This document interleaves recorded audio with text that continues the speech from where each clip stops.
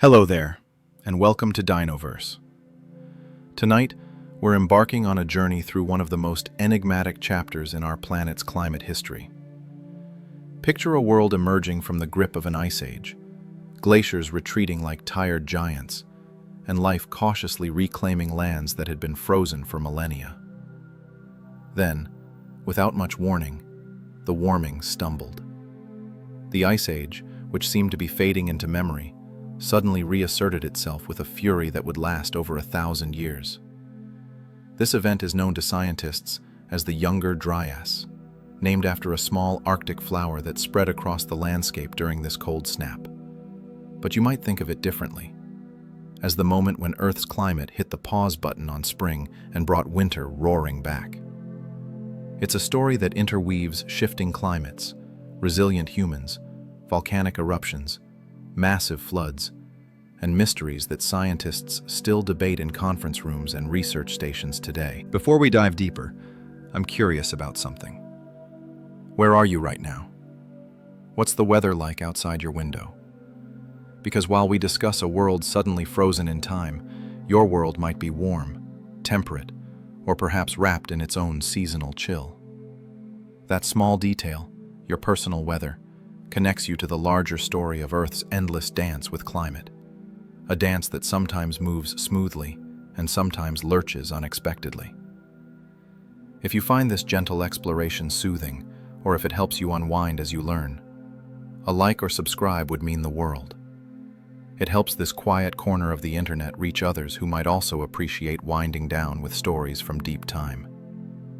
No pressure, just something to consider when you're ready. Now, let's settle in. What happened over 12,000 years ago is more than geology, ice cores, and ancient pollen. It's a reminder of how fragile our planet's climate can be, how quickly it can shift, and how profoundly those shifts shaped the people who lived through them. The Younger Dryas begins at a time when massive ice sheets that had covered much of the northern hemisphere were in full retreat.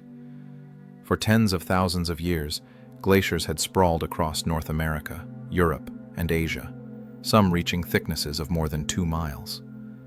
These frozen titans had carved valleys, dammed rivers, and pressed the very bedrock of continents downward under their immense weight. Sea levels were more than 100 meters lower than today, exposing vast coastal plains where humans and animals could travel between lands that would later be separated by oceans. But by around 14,000 years ago, something fundamental was changing. Earth's orbital parameters had shifted slightly, altering the distribution of sunlight across the planet's surface. Greenhouse gases in the atmosphere were rising. Together, these factors began to warm the world. The great glaciers started their long retreat. Meltwater carved new rivers, filled enormous lakes, and flowed toward the oceans. Where there had been nothing but ice and barren tundra, vegetation began to take hold. Mosses and lichens came first, then hardy grasses, shrubs, and eventually forests of birch and pine. For the people living during this transitional period, the changes would have unfolded over generations. Elders might have told stories of colder times when game was scarcer and the ice seemed eternal. Younger generations would have known a world gradually opening up, with new valleys to explore, new hunting grounds, and rivers teeming with fish. It was a time of cautious optimism, when the long nightmare of the Ice Age seemed to be drawing to a close. Humans had proven themselves extraordinary survivors. They had endured the worst of glacial conditions by hunting massive creatures like mammoths, mastodons, and giant bison. They had crafted sophisticated tools from stone, bone, and wood. They had learned to sew warm clothing from animal hides and to build shelters that could withstand howling winds and bitter cold. Now, as the world warmed, they were encountering entirely new environments. In Europe, hunter-gatherers followed reindeer herds into freshly deglaciated valleys. They left behind stone tools, hearth sites, and occasionally stunning examples of art, carved figurines and painted caves that spoke of rich inner lives and complex belief systems.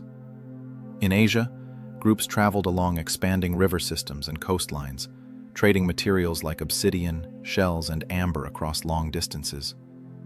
In the Near East, something even more remarkable was happening. Groups of people were beginning to experiment with a radically new way of life. These were the Natufians, a culture that emerged in the Levant, the region encompassing modern-day Israel, Palestine, Jordan, Lebanon, and Syria. The Natufians were not farmers in the way we understand the term today, but they were taking the first tentative steps in that direction. Instead of constantly moving with the seasons, they built more permanent settlements. Their houses were often circular, constructed from stone with thatched roofs. Inside, they kept hearths burning and stored food in baskets and pits. Most importantly, the Natufians had discovered the abundance of wild cereals. Wheat and barley grew naturally in the warming climate, producing dense stands of grain that could be harvested with flint sickle blades. Stone mortars and pestles allowed them to grind these grains into flour. For the first time, humans were staying in one place for extended periods, supported by the reliable harvest of wild plants. Villages grew larger, some housing 100 people or more. The Natufians buried their dead in cemeteries, adorning them with shell beads and stone ornaments. It was a culture on the cusp of transformation, moving from a nomadic existence towards settled agricultural life. But this emerging stability was built on a foundation more fragile than anyone could have known. The climate, which had seemed to be steadily improving, was actually teetering on a knife's edge. The massive ice sheets were not melting quietly.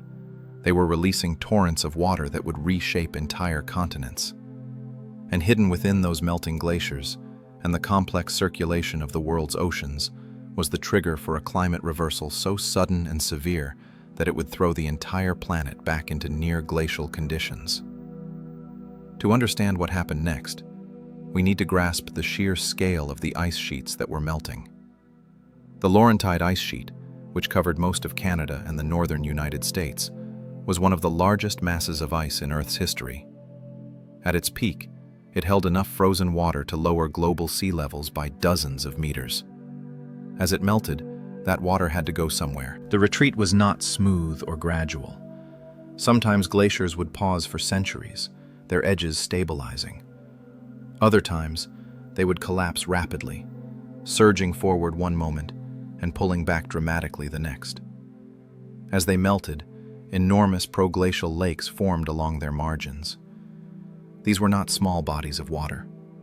Some were larger than the Great Lakes of today. The largest and most consequential of these was Lake Agassiz.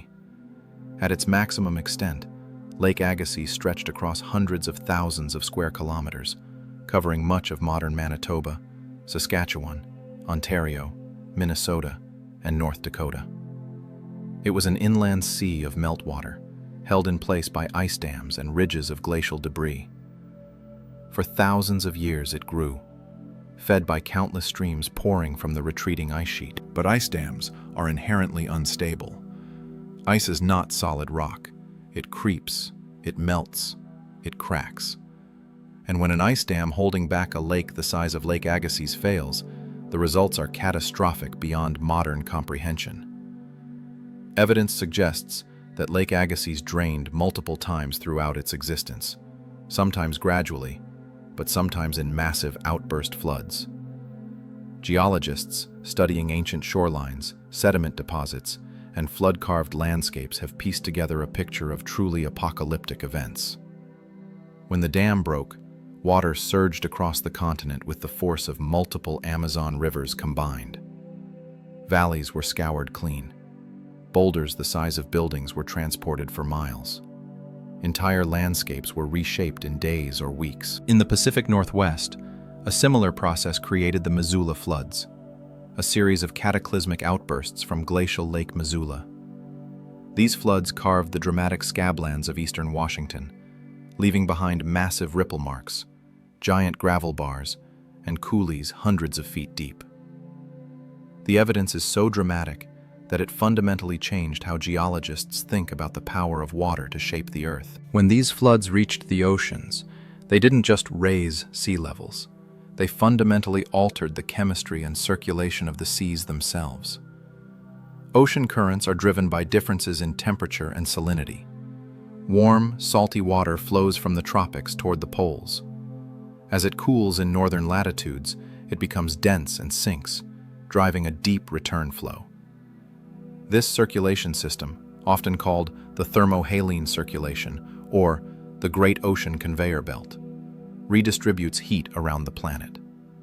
It's one of the primary reasons why Europe enjoys relatively mild winters despite its northern latitude. But the system depends on a delicate balance. If too much fresh water is added to the North Atlantic, the surface water becomes less dense. If it's not dense enough, it won't sink.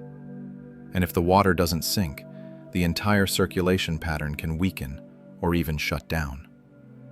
When that happens, heat is no longer transported efficiently from the tropics to the northern regions. The result is rapid, dramatic cooling.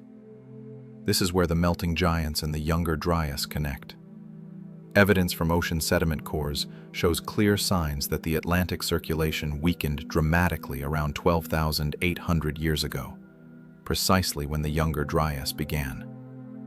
The timing suggests that a massive pulse of fresh meltwater, possibly from a catastrophic drainage of Lake Agassiz, entered the North Atlantic and disrupted the ocean conveyor belt. For people living at the time, the mechanics of ocean circulation would have been invisible and incomprehensible. What they would have experienced were the consequences. Within a span of years, perhaps even within a single decade, temperatures plummeted. In Greenland, ice core records show temperature drops of 10 to 15 degrees Celsius. That's not a gradual cooling over centuries. That's a climate shift fast enough for individuals to notice within their own lifetimes. Imagine being a young person during the onset of the Younger Dryas. Your grandparents might have told you stories of even colder times, but those seemed like ancient history. Your parents had known warming, expanding forests, and longer growing seasons. Then, suddenly, the summers began to fail. Each year grew colder than the last. The wild cereals that the Natufians depended on ripened later and produced smaller yields. The forests that had been spreading northward in Europe stopped their advance and began to retreat. Rivers froze for longer periods. Snow lingered well into what should have been spring. For communities that had begun to settle down, this was devastating. The Natufian villages, which had seemed like such a promising development, became harder to sustain.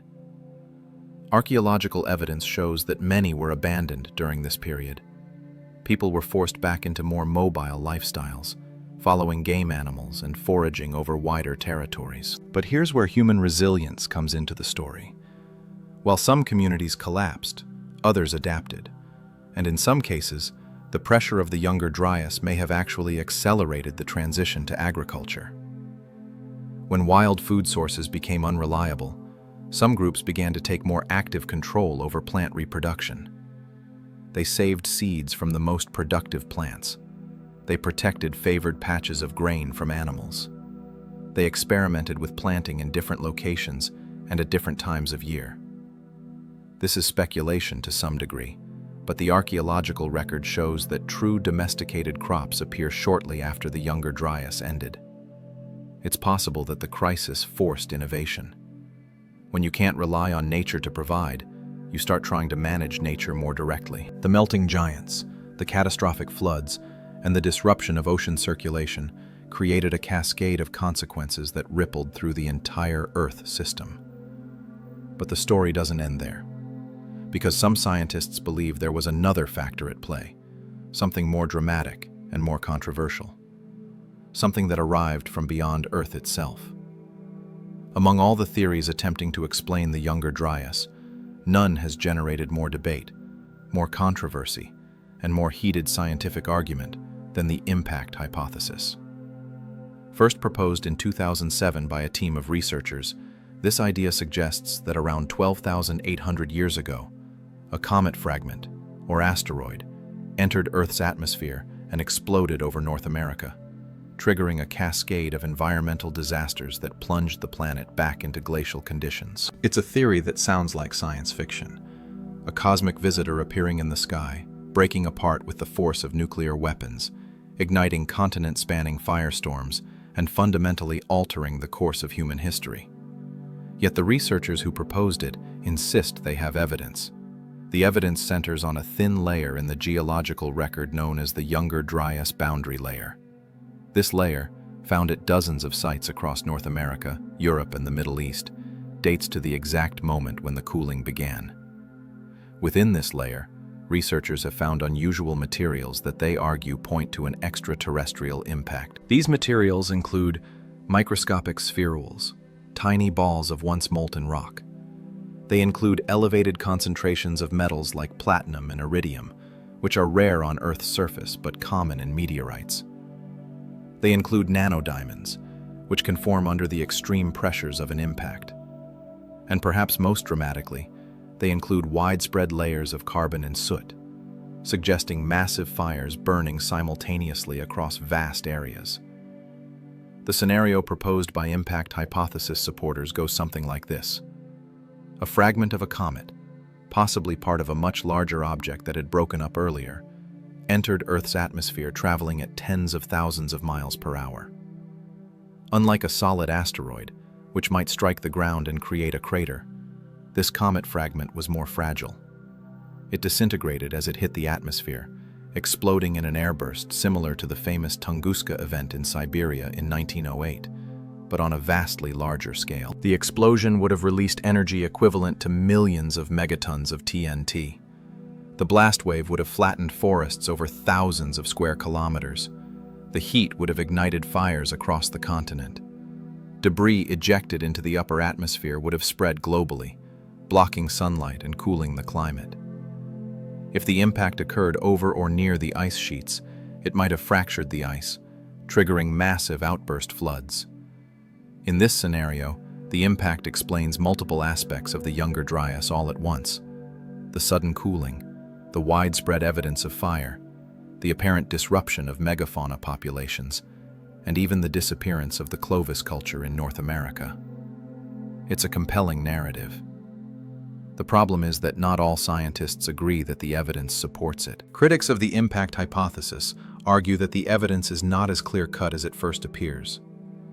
The microscopic spherules, they say, can be produced by ordinary processes like wildfires or volcanic eruptions. The elevated platinum levels might come from terrestrial sources. The nanodiamonds have been disputed, with some researchers unable to replicate their detection in the same samples.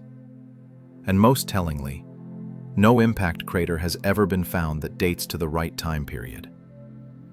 Impact hypothesis supporters counter that an airburst wouldn't necessarily leave a crater, pointing again to Tunguska, which left no crater but devastated an area the size of a major city. They argue that the coincidence of so many unusual materials appearing at exactly the same moment in time, at sites thousands of miles apart, demands an extraordinary explanation. They continue to search for additional evidence, analyzing sediments and ice cores with increasingly sophisticated techniques. The debate has become one of the most contentious in modern climate science. Papers are published supporting the hypothesis, then papers are published refuting it. Conferences feature heated exchanges. Careers have been built and reputations staked on one side or the other. The scientific process is working as it should, with competing ideas being tested against evidence, but the question remains unresolved. What makes the impact hypothesis so fascinating, beyond the dramatic imagery of fire from the sky, is what it represents about our understanding of climate change. We tend to think of climate as responding primarily to slow internal processes, changes in ocean circulation, shifts in greenhouse gases, variations in Earth's orbit. The idea that a cosmic visitor could fundamentally alter global climate reminds us that Earth exists within a solar system, within a galaxy, within a universe where unexpected events can and do occur. Whether or not a comet struck 12,800 years ago, the hypothesis has forced scientists to think more carefully about rapid climate change and the variety of mechanisms that might trigger it. It has led to improved techniques for detecting extraterrestrial materials in geological records, and it has captured public imagination in a way that discussions of ocean salinity rarely do. For the people living through the onset of the Younger Dryas, the cause would have been irrelevant. Whether the cold came from disrupted ocean currents or from the aftermath of a cosmic impact, the experience was the same. A world suddenly and catastrophically changed. When the Younger Dryas took hold, the change manifested in countless ways across the planet. In northern Europe, forests that had been advancing steadily northward for thousands of years suddenly stopped their expansion. Trees died back, unable to survive the shortened growing seasons and harsher winters.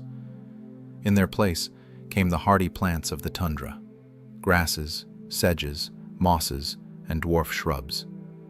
The tiny white flower, Dryas octopetala, which had been confined to the coldest regions, spread southward across landscapes it hadn't occupied in millennia. This wasn't just an aesthetic change. The transformation from forest to tundra meant a complete reorganization of ecosystems. The animals that had depended on forest resources, deer that browsed on young shoots, boar that rooted for nuts and tubers, birds that nested in trees, all found their habitats shrinking. Some species retreated southward, tracking the climate zones they were adapted to. Others, less mobile or less adaptable, declined in numbers. Meanwhile, cold-adapted species expanded their ranges. Reindeer, which had been restricted to the far north during the warming period, spread south again. Muskox, Arctic hare, and lemmings found new territories opening up. For the predators, wolves, foxes, and the great cats that still prowled the Ice Age landscape, prey populations shifted in complex ways. Some hunting grounds became richer, others poorer. The ecological deck was being reshuffled, and not all species would draw favorable cards. For humans in Europe, these changes forced adaptations in hunting strategies. Archaeological evidence shows shifts in the types of animal bones found at settlement sites during the Younger Dryas. There are more reindeer bones, more Arctic hare, fewer remains of forest animals. Tool assemblages changed too, with more emphasis on long-distance hunting weapons like spear throwers and carefully crafted projectile points. When prey becomes more mobile and harder to approach, hunters need tools that can strike from farther away. In the Near East, the Natufians faced perhaps the greatest challenge of any human group. They had built a way of life around semi-permanent villages and the harvesting of wild cereals. Now those cereals were failing. The grasses still grew, but they didn't produce grain as reliably. Harvests became unpredictable. Some years might yield enough to store for winter, other years not even enough to feed the community through autumn. Archaeological excavations of Natufian sites show a clear pattern. Many villages established before the Younger Dryas were abandoned during the cold period. The stone houses fell into disrepair, hearths went cold.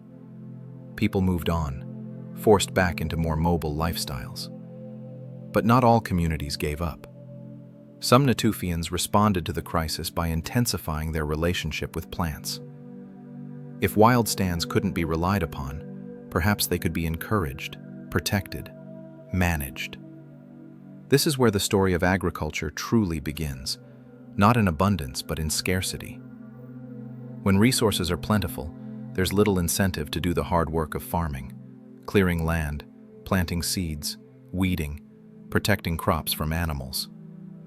But when wild resources fail, when children go hungry and winters grow longer, suddenly that hard work becomes worthwhile.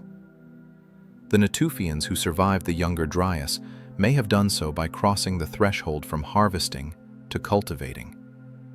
They began saving seeds from the most productive plants and planting them in cleared patches. They protected these patches from grazing animals. Over generations, they inadvertently selected for traits that made plants more suitable for cultivation.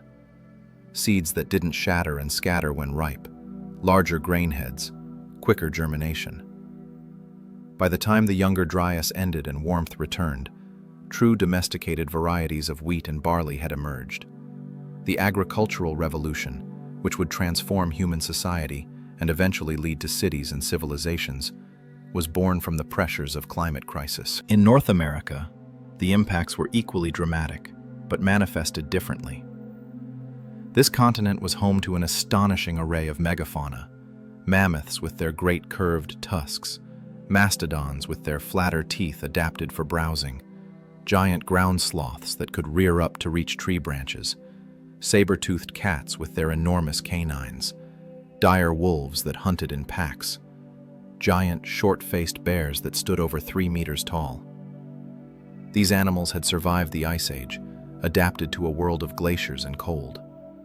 But they were already under stress as climates warmed and habitats changed. The Younger Dryas may have delivered the final blow. The sudden return of cold, coming after thousands of years of warming, was a shock that many species couldn't handle. Their populations, already reduced by climate change and hunting pressure from humans, dwindled further. Within a few centuries of the Younger Dryas beginning, most of these magnificent animals were extinct. The mammoth vanished, the mastodon disappeared, the giant ground sloths were gone. An entire megafaunal world was swept away. Exactly how much of this extinction was due to climate, how much to human hunting, and how much to other factors remains debated. But the timing is telling. The extinctions cluster around the onset of the Younger Dryas and the centuries immediately following. It's hard to escape the conclusion that the rapid climate change played a significant role. For the humans who had specialized in hunting these animals, their disappearance was catastrophic. The Clovis culture, named after distinctive spear points first found near Clovis, New Mexico, had spread across North America, their stone tools turning up from coast to coast. Clovis points are beautifully made, large fluted projectile points clearly designed for taking down big game. They appear in the archaeological record around 13,000 years ago, and then, mysteriously, they disappear around 12,800 years ago, right at the onset of the Younger Dryas. What happened to the Clovis people? Did they die out? Did they simply change their tool-making traditions? The archaeological record suggests the latter. After Clovis, we see a diversification of stone tool technologies across North America. Different regions develop different styles, suggesting populations adapting to local conditions rather than sharing a continent-wide culture. This makes sense if the megafauna they had been hunting were disappearing. Without those large animals, there was no longer one optimal hunting strategy. Groups had to specialize in whatever resources were available locally: smaller game, fish, plants, marine resources along the coasts. In Africa, the Younger Dryas brought drought. The Great Lakes of East Africa, Victoria, Tanganyika, Malawi, shrank dramatically. Rainfall decreased across much of the continent. The Sahara, which had been greening during the warm period, dried out and expanded. For human populations, this meant concentrating around the remaining water sources, primarily the Nile Valley and a few other major river systems. The population density in these refugia increased, likely leading to social stresses and competition for resources. This concentration around rivers may have had a silver lining. When populations are forced into close proximity, they can't simply move away from conflicts or resource shortages. They have to develop more sophisticated social structures to manage disputes, share resources, and coordinate activities. Some anthropologists argue that these pressures, this forced cooperation, may have contributed to the development of more complex societies. In Asia, the impacts varied by region. In Siberia, the cold was less of a shock since the region had never warmed as much as areas farther south. Reindeer herders continued their ancient ways, following the herds across vast distances. But in more temperate regions, in what is now China, the Korean Peninsula, and Japan, communities faced serious challenges. The strengthening of winter monsoons brought colder, drier conditions. Growing seasons shortened. Groups that had been experimenting with plant cultivation found it harder to rely on agriculture and had to maintain more diverse subsistence strategies, combining hunting, fishing, and gathering with limited farming. One of the most poignant aspects of the Younger Dryas is how long it lasted. Climate shifts had happened before, periods of cold or warmth that lasted for decades or even centuries. But the Younger Dryas endured for 1,200 years. Think about that. From the time it began until the time it ended was longer than the entire history from the fall of Rome to the present day. For the people living through it, this wasn't a temporary setback. It was the only world they knew. Children were born into the cold. They grew up, had children of their own, grew old, and died, all without any improvement in conditions. Their children did the same, and their children's children.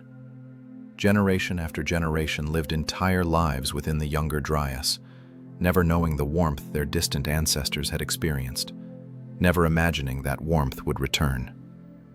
The cold, the difficulty, the constant adaptation required just to survive, this was normal life, not an exception. And yet, humanity endured. Communities found ways to survive in landscapes that offered fewer resources. They developed new technologies, new strategies, new forms of social organization. They told stories around fires, created art, buried their dead with care, fell in love, raised families, and found meaning in a harsh world. The Younger Dryas was a time of crisis, but it was also a time of resilience, innovation, and the fundamental human capacity to adapt. The return of glacial conditions during the Younger Dryas didn't just lower temperatures. It triggered cascading changes throughout Earth's ecosystems, from the microscopic to the massive. To understand the full impact, we need to look at how interconnected these systems are, how a change in one element ripples through everything else. Start with the plants. Before the Younger Dryas, the warming climate had allowed forests to expand. In Europe, birch and pine were pushing northward. In North America, spruce forests were spreading. These weren't just trees appearing in new places. Each forest brought an entire community of life. Fungi in the soil, insects in the bark, birds in the branches, mammals browsing the understory. When the cold returned and those forests died back, all those species had to retreat as well. But it wasn't a simple reversal. Ecosystems don't just rewind like a video playing backward. When forests collapse, they leave behind dead wood, which can fuel fires. They leave behind cleared areas where different plants can colonize. Sometimes the replacement vegetation isn't the same as what was there before the forests arrived. Grasslands might replace what had been tundra. Shrublands might appear where there had been open ground. Each configuration supports different animals, different insects, different birds. The soil itself changes with vegetation. Forest soils develop thick layers of organic matter, rich and dark. Tundra soils are thinner, often underlain by permafrost. When forests die and tundra returns, the soil structure changes over decades. This affects water drainage, nutrient cycling, and which plants can grow. It's a slow transformation, but it fundamentally alters the landscape. For herbivores, the shift from forest to tundra meant changes in food availability. Deer that had browsed on shrubs and tree shoots had to adapt to grazing on grasses and sedges, or they had to migrate. Reindeer and caribou, already adapted to tundra, expanded their ranges dramatically. These animals are specially equipped for harsh conditions, with hollow hair that provides insulation, wide hooves that distribute weight on snow, and digestive systems that can extract nutrition from lichens and tough grasses. As their populations grew, they became increasingly important to human hunters. Predators responded to the shifting prey base. Wolves are remarkably adaptable, capable of hunting everything from mice to moose. As prey species changed, wolf packs adjusted their strategies. In areas where reindeer became dominant, wolves became reindeer specialists. In regions where smaller game prevailed, wolves hunted smaller animals or scavenged more frequently. This flexibility is one reason wolves survived the Younger Dryas, while more specialized predators struggled. The great cats, the The saber-toothed tigers and American lions that had been apex predators during the Ice Age were less fortunate. These animals had evolved to hunt the megafauna, the mammoths and giant bison. Their killing techniques, their body structures, even their social behaviors were optimized for taking down huge prey. When those prey animals declined, the cats had fewer options. They were too specialized to easily switch to smaller game. By the end of the Younger Dryas, most of these magnificent predators were extinct. Birds experienced their own upheavals. Species that nested in forests and fed on forest insects had to retreat southward or adapt to new habitats.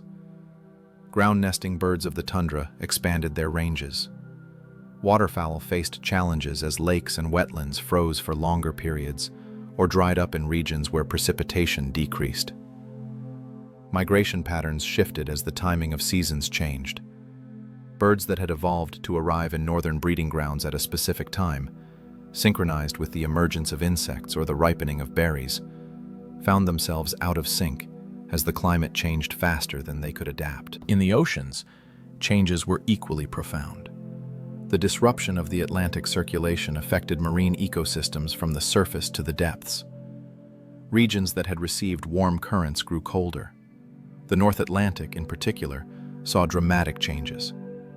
Fish populations shifted as water temperatures changed. Species that preferred warmer waters moved south or into deeper water. Cold water species expanded into areas they hadn't occupied in thousands of years. Marine mammals like seals and walruses adapted to cold conditions, thrived as sea ice expanded. Whales faced more complex challenges. Some species depend on upwelling currents that bring nutrients to the surface, feeding the plankton that they filter from the water. Changes in ocean circulation affected these upwelling zones, potentially reducing food availability. The details are hard to reconstruct from the limited evidence that survives, but it's clear that marine ecosystems were not immune to the changes reshaping the land. Insects, often overlooked in discussions of Ice Age ecology, played crucial roles. Pollinating insects like bees and beetles are essential for many plant species. As vegetation zones shifted, so did insect populations. Some plants found themselves in new locations without their traditional pollinators. Others encountered new insects that might or might not be effective at moving pollen. These mismatches could affect plant reproduction and contribute to changes in which species dominated different landscapes. Decomposers, the bacteria, fungi, and invertebrates that break down dead organic matter, also responded to the changing climate. In colder conditions, decomposition slows. Dead plant material accumulates rather than being quickly recycled. This can lead to the buildup of peat in wetlands, locking carbon away for thousands of years. It can also affect soil nutrient availability, making it harder for plants to access the elements they need for growth. The pace of nutrient cycling, invisible but essential, was altered throughout the Younger Dryas. For humans observing these changes, the most obvious impacts would have been on the animals they hunted and the plants they gathered. But they would also have noticed subtler shifts. Perhaps fishing spots that had been reliable became less productive as fish populations moved. Maybe certain medicinal or edible plants became harder to find. Areas where clay suitable for pottery had been available might dry up or erode away. The whole web of resources that humans depended on was in flux. Archaeological evidence from the Younger Dryas shows humans adapting to these ecosystem changes in creative ways. In regions where large game declined, there's an increase in tools associated with fishing: nets, fish hooks, and weirs for trapping fish in rivers. There's also evidence of more intensive plant processing, grinding stones for seeds and nuts, and storage facilities for preserving food through the longer winters. Some groups began managing wild plants more actively, clearing competing vegetation, protecting favored species, and perhaps even moving plants to new locations. These adaptations weren't just about survival. They represent humans beginning to shape ecosystems rather than simply living within them. By selectively protecting certain plants, by hunting specific animals, by using fire to manage landscapes, Humans during the Younger Dryas were becoming ecological engineers. This shift would have profound consequences when the climate finally warmed again and the Holocene began. One fascinating aspect of ecosystem change during the Younger Dryas is how it varied geographically. Not everywhere experienced the same shifts. In some regions, the return of cold was severe. In others, it was more moderate. In still others, the primary change wasn't temperature but precipitation, with some areas becoming much drier while a few became wetter. This created a mosaic of different conditions across the planet. Imagine you're a human group living in southern Europe during this time. Your neighbors a few hundred kilometers to the north might be facing the return of tundra and harsh winters. But in your region, the climate might still support mixed forests, though with shorter growing seasons than before. You can't know this without traveling, without exchanging information with other groups.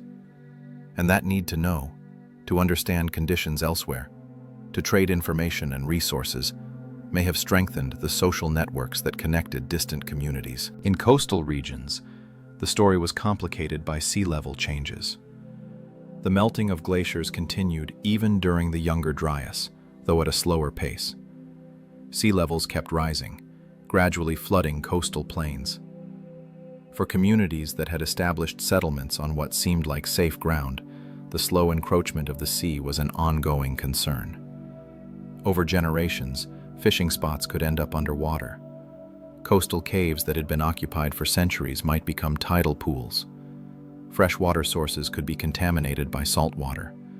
These rising seas created new coastlines, new estuaries, new opportunities for fishing and gathering shellfish. But they also destroyed familiar landscapes and forced relocations. The psychological impact of watching the sea slowly claim the land must have been significant. It would have reinforced a sense that the world was unstable, that nothing could be relied upon to remain the same. Wetlands experienced particularly dramatic changes. Many wetlands exist in a delicate balance between water input from rainfall and rivers and water loss from evaporation and drainage. Changes in precipitation during the Younger Dryas meant that some wetlands dried up entirely, while others expanded. Wetlands are incredibly productive ecosystems, supporting dense populations of waterfowl, fish, mammals, and edible plants. Their loss or expansion would have had immediate impacts on human communities that depended on them. The Mammoth Steppe, that vast grassland ecosystem that had characterized much of the Ice Age world, was disappearing. This landscape, which had supported enormous herds of large mammals, was being replaced by a patchwork of forests, tundra, and different types of grasslands. The megafauna that had defined the Pleistocene were losing their habitat.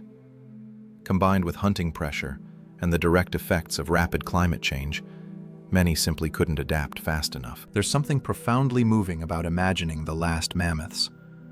They had survived multiple glacial cycles, had adapted to some of the harshest conditions Earth can produce. They were intelligent, social animals with complex family structures. And then, in a geological eye blink, they were gone. Small populations persisted in isolated locations, on islands in the Arctic, in remote valleys, but the great herds that had roamed the continents were finished. The Younger Dryas may not have been solely responsible for their extinction, but it was certainly a contributing factor, perhaps the final straw. For the humans who had known these animals, who had hunted them, painted them on cave walls, carved their images in ivory, the disappearance must have seemed like the end of an era. In a sense, it was. The Pleistocene epoch, the great ice age that had lasted for over 2 million years, was drawing to a close. The Younger Dryas was its last gasp, a final surge of cold before the world transitioned into the Holocene, the current epoch that has been characterized by relative warmth and stability. But that transition still lay in the future. For now, for the generations living through the Younger Dryas, the cold persisted. Ecosystems continued their complex dance of change and adaptation, and humans, as always, found ways to endure, to make meaning, and to carry on. The Younger Dryas lasted 1,200 years, but those years were not uniform. Within that long, cold period, there were variations, decades when conditions seemed to ease slightly, followed by periods when the cold intensified. Ice cores from Greenland show these fluctuations in detail, each layer of snow preserving a record of that year's temperature, precipitation, and atmospheric composition. These records reveal that the Younger Dryas climate was not just cold but also unstable, prone to rapid shifts that would have made it even harder for ecosystems and human communities to adapt. Imagine trying to develop a farming strategy when the climate can shift significantly within a decade. Just as you've figured out what crops grow best, when to plant them, and how to store the harvest, the conditions change. The growing season shortens or lengthens. Rainfall patterns shift. Frosts come earlier or later. This instability, as much as the cold itself, would have been one of the greatest challenges of the Younger Dryas. It meant that knowledge passed down from parents to children might be outdated within a generation. Communities had to remain flexible, maintain diverse skill sets, and avoid becoming too specialized. In this environment of constant flux, the ecosystems that did best were those with the most diversity. Landscapes that supported many different species had more resilience than those dominated by just a few. If one species declined, others could expand to fill the gap. The same principle applied to human communities.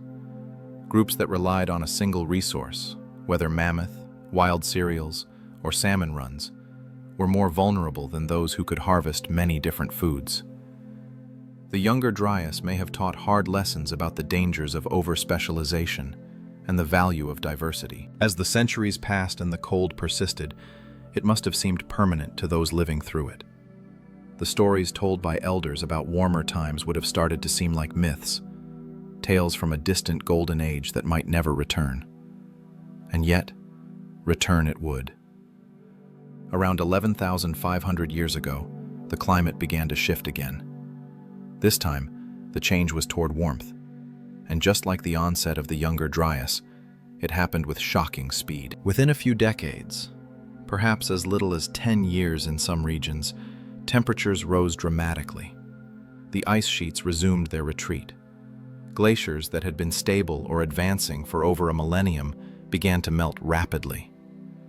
Forests surged northward at a pace of hundreds of meters per year. Rivers swelled with meltwater. The tundra plants retreated, and trees reclaimed the land. The long winter was finally ending. The Holocene was beginning. And for the survivors, the humans who had endured 1,200 years of cold, the returning warmth must have seemed like a miracle. But before we get to that transformation, before we explore how the end of the Younger Dryas shaped the world we live in today, we need to understand one more crucial aspect of this period. We need to look at the evidence itself, at how scientists pieced together this story from ice and sediment, from pollen and bones. Because the Younger Dryas is not just ancient history. It's a laboratory for understanding how Earth's climate works, how quickly it can change, and what those changes mean for life on this planet. The story of the Younger Dryas is written in ice. Deep in the Greenland ice sheet, at locations like GISP2 and GRIP, scientists have drilled cores that reach down through thousands of years of accumulated snow. Each winter's snowfall adds a new layer. Each summer, the surface melts slightly and then refreezes, creating a distinct boundary. By counting these annual layers, scientists can create a precise chronology, a year-by-year record stretching back over 100,000 years. But the ice preserves more than just layers. Trapped within it are bubbles of ancient air, samples of Earth's atmosphere from when that snow fell. By analyzing these bubbles, scientists can measure past concentrations of carbon dioxide, methane, and other gases. They can see how atmospheric composition changed over time. The ice also contains dust particles, volcanic ash, sea salts, and traces of pollen, all of which provide clues about past conditions. Most importantly, for understanding the Younger Dryas, the ice records temperature. The ratio of different oxygen isotopes in the ice reflects the temperature at which the snow formed. By measuring these isotopes, scientists can reconstruct past temperatures with remarkable precision. And what those measurements show is unmistakable. Around 12,800 years ago, temperatures in Greenland plummeted by 10 to 15 degrees Celsius in a matter of decades. They remained cold for 1,200 years. Then, around 11,500 years ago, they shot back up just as quickly.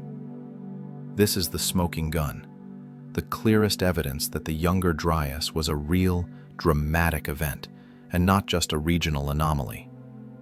The Greenland ice cores have been analyzed and reanalyzed by multiple teams using different techniques. The results are consistent. The Younger Dryas was abrupt, severe, and global in its impacts. But ice cores are just one line of evidence. Scientists also study lake sediments, which accumulate layer by layer on the bottom of lakes, preserving a record of everything that settles out of the water column. These sediments contain pollen grains from nearby plants. Different plant species produce distinctively shaped pollen that can be identified under a microscope. By analyzing the pollen in successive layers of sediment, scientists can track how vegetation changed over time. Lake sediment cores from across Europe and North America show a clear pattern. Before the Younger Dryas, pollen from trees like birch and pine becomes increasingly common, indicating forest expansion. Then, at the Younger Dryas boundary, tree pollen abruptly declines and is replaced by pollen from tundra plants, grasses, sedges, and Dryas octopetala, the flower that gave this period its name.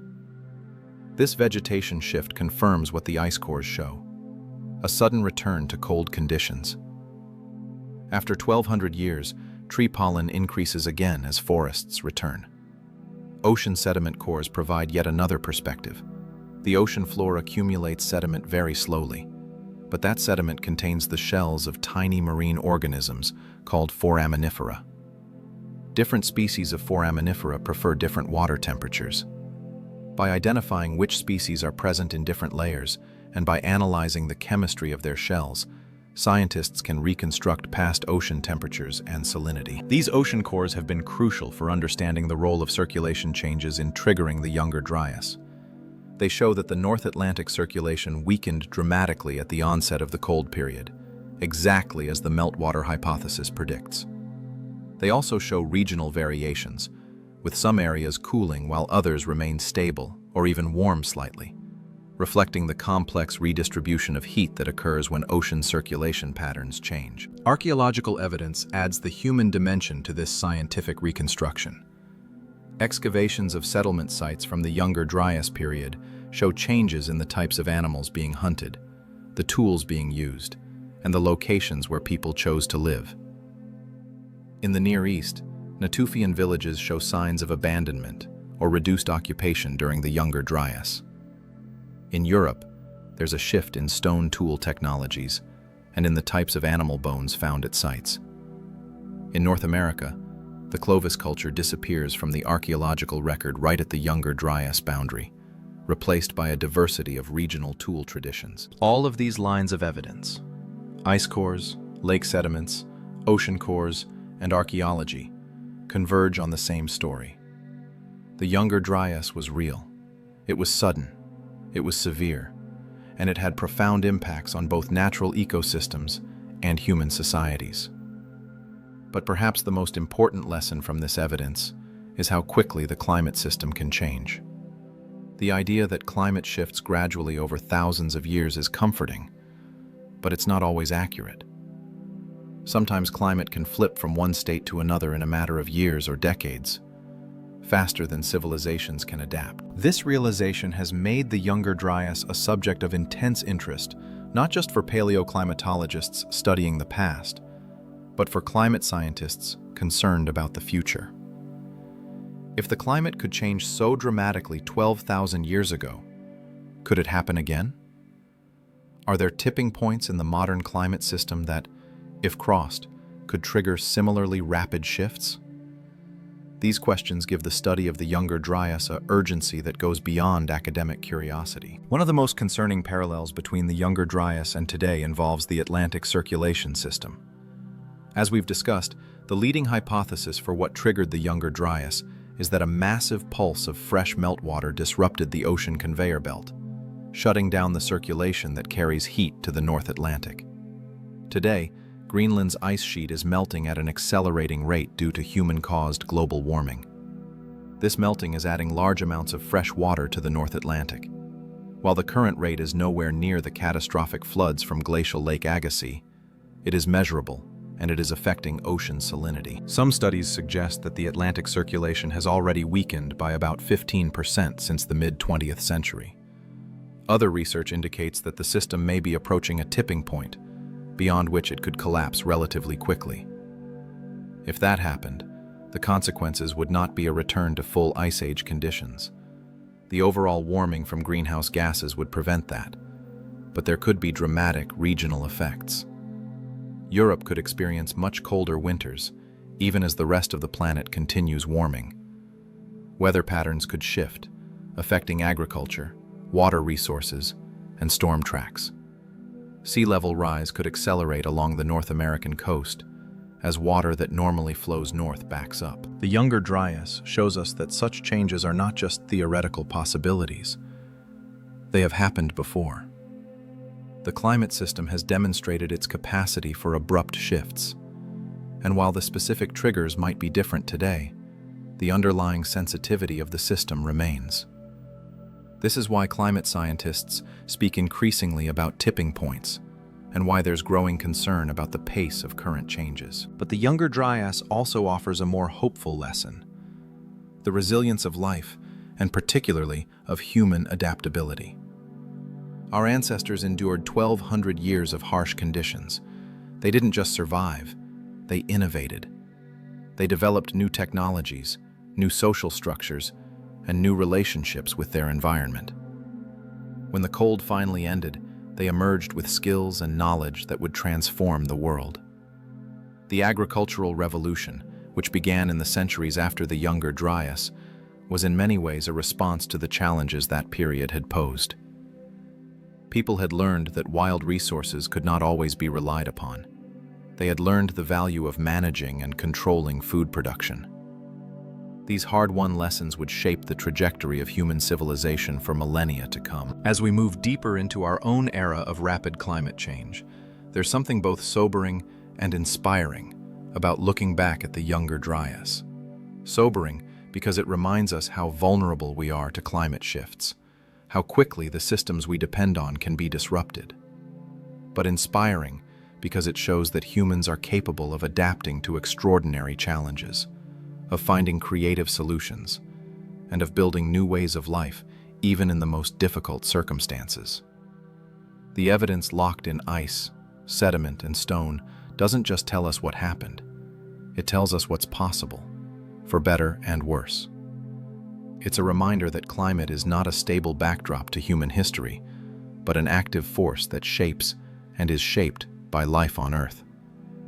And it's a call to pay attention, to understand the systems that govern our planet, and to make wise choices about our own impacts on those systems. The scientists who study the Younger Dryas are not just looking backward, they're looking forward, using the past as a guide to understanding potential futures.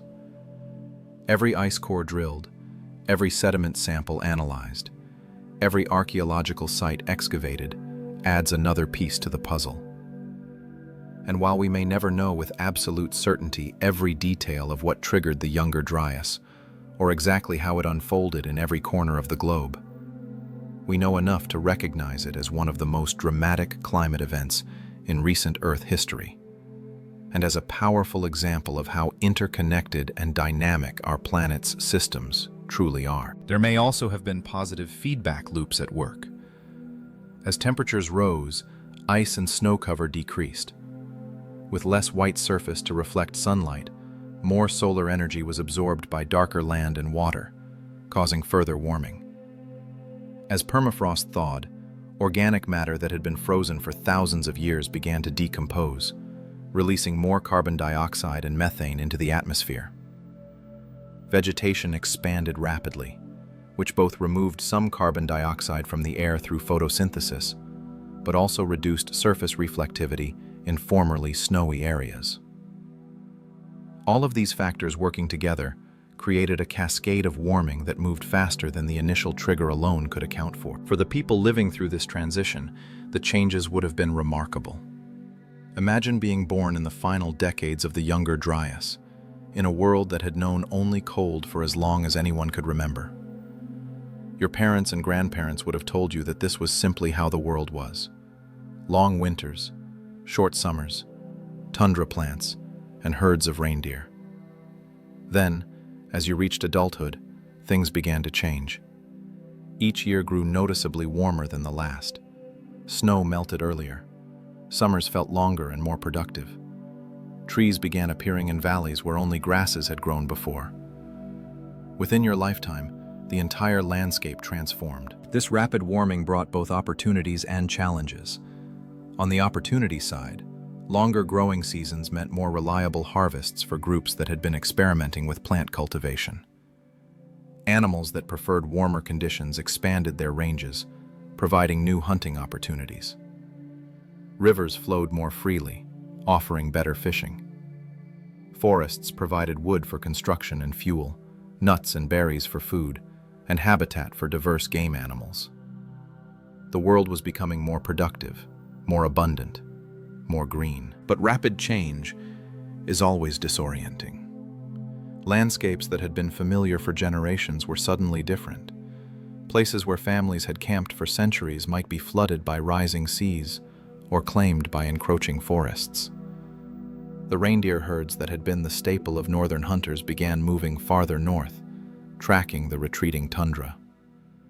Communities had to adjust their territories, their migration routes, their entire seasonal rounds. Some groups thrived in the new conditions. Others struggled to adapt and may have dwindled or been absorbed into more successful communities. The megafauna that had survived the Younger Dryas now faced a final challenge. The renewed warming, coming on top of over 1,000 years of cold stress and continuous hunting pressure from humans, was too much for many species. The last mammoths disappeared from most of their former range, though small populations persisted on a few Arctic islands for several more thousand years. Mastodons, giant ground sloths, Native American horses and camels, all vanished during the centuries immediately following the Younger Dryas. The Holocene world would be one largely without these giants, fundamentally different from the Pleistocene that had preceded it. For humans, the end of the Younger Dryas marked the beginning of an entirely new chapter. The warm, relatively stable climate of the Holocene created conditions that allowed agriculture to spread rapidly. In the Fertile Crescent, the Near East region where the Natufians had lived, farming villages appeared and grew into towns. Wheat and barley, which had been wild plants harvested by foragers, were now fully domesticated, with larger seeds and stalks that didn't shatter when ripe. Sheep and goats, which had been hunted, were now herded and bred. Within a few thousand years, the agricultural revolution would spread from this core area to Europe, North Africa, and South Asia, transforming human society wherever it went. Similar developments occurred independently in other parts of the world. In China, rice and millet were domesticated. In Mesoamerica, maize, beans, and squash.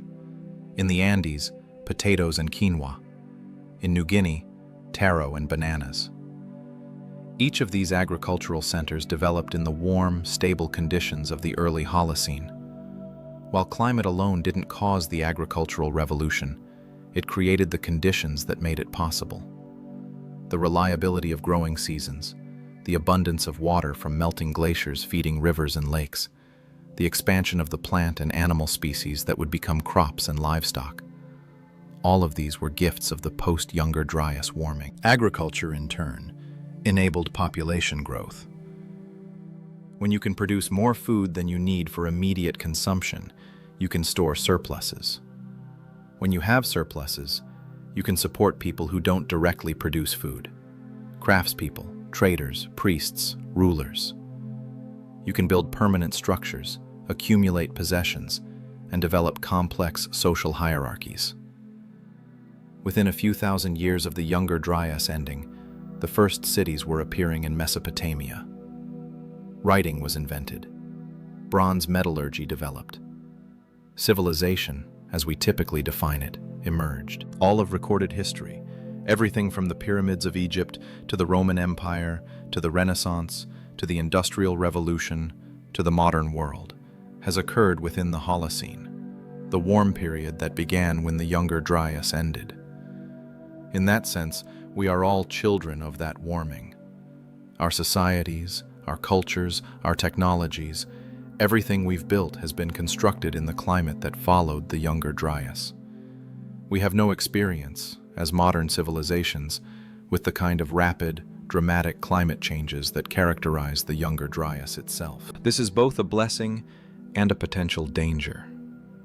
The blessing is that the climate stability of the Holocene has allowed human civilization to flourish in ways that would have been impossible during the wild swings of the Pleistocene. The danger is that we may have come to assume that climate stability is normal, that the world we know is permanent. The Younger Dryas, along with other abrupt climate events in Earth's history, reminds us that this assumption is false. Climate can change rapidly. The systems we depend on can be disrupted. And when that happens, adaptation is not optional. It's the price of survival. As the Younger Dryas ended and the Holocene began, sea levels continued to rise. The great ice sheets of North America and Europe were in full retreat now, melting at accelerated rates in the warmer climate. The meltwater flowed into the oceans, raising sea levels by several meters per century in some periods. Coastal plains that had been exposed during the Ice Age were drowned. The Bering Land Bridge, which had connected Asia to North America and allowed humans and animals to migrate between continents, disappeared beneath the rising waters. Britain was cut off from continental Europe as the English Channel formed. Indonesia's islands were separated from the Asian mainland.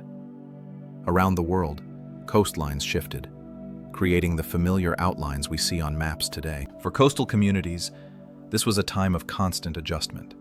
Settlements had to be moved inland as the sea encroached. Fishing grounds shifted as coastlines changed. But the rising seas also created new opportunities.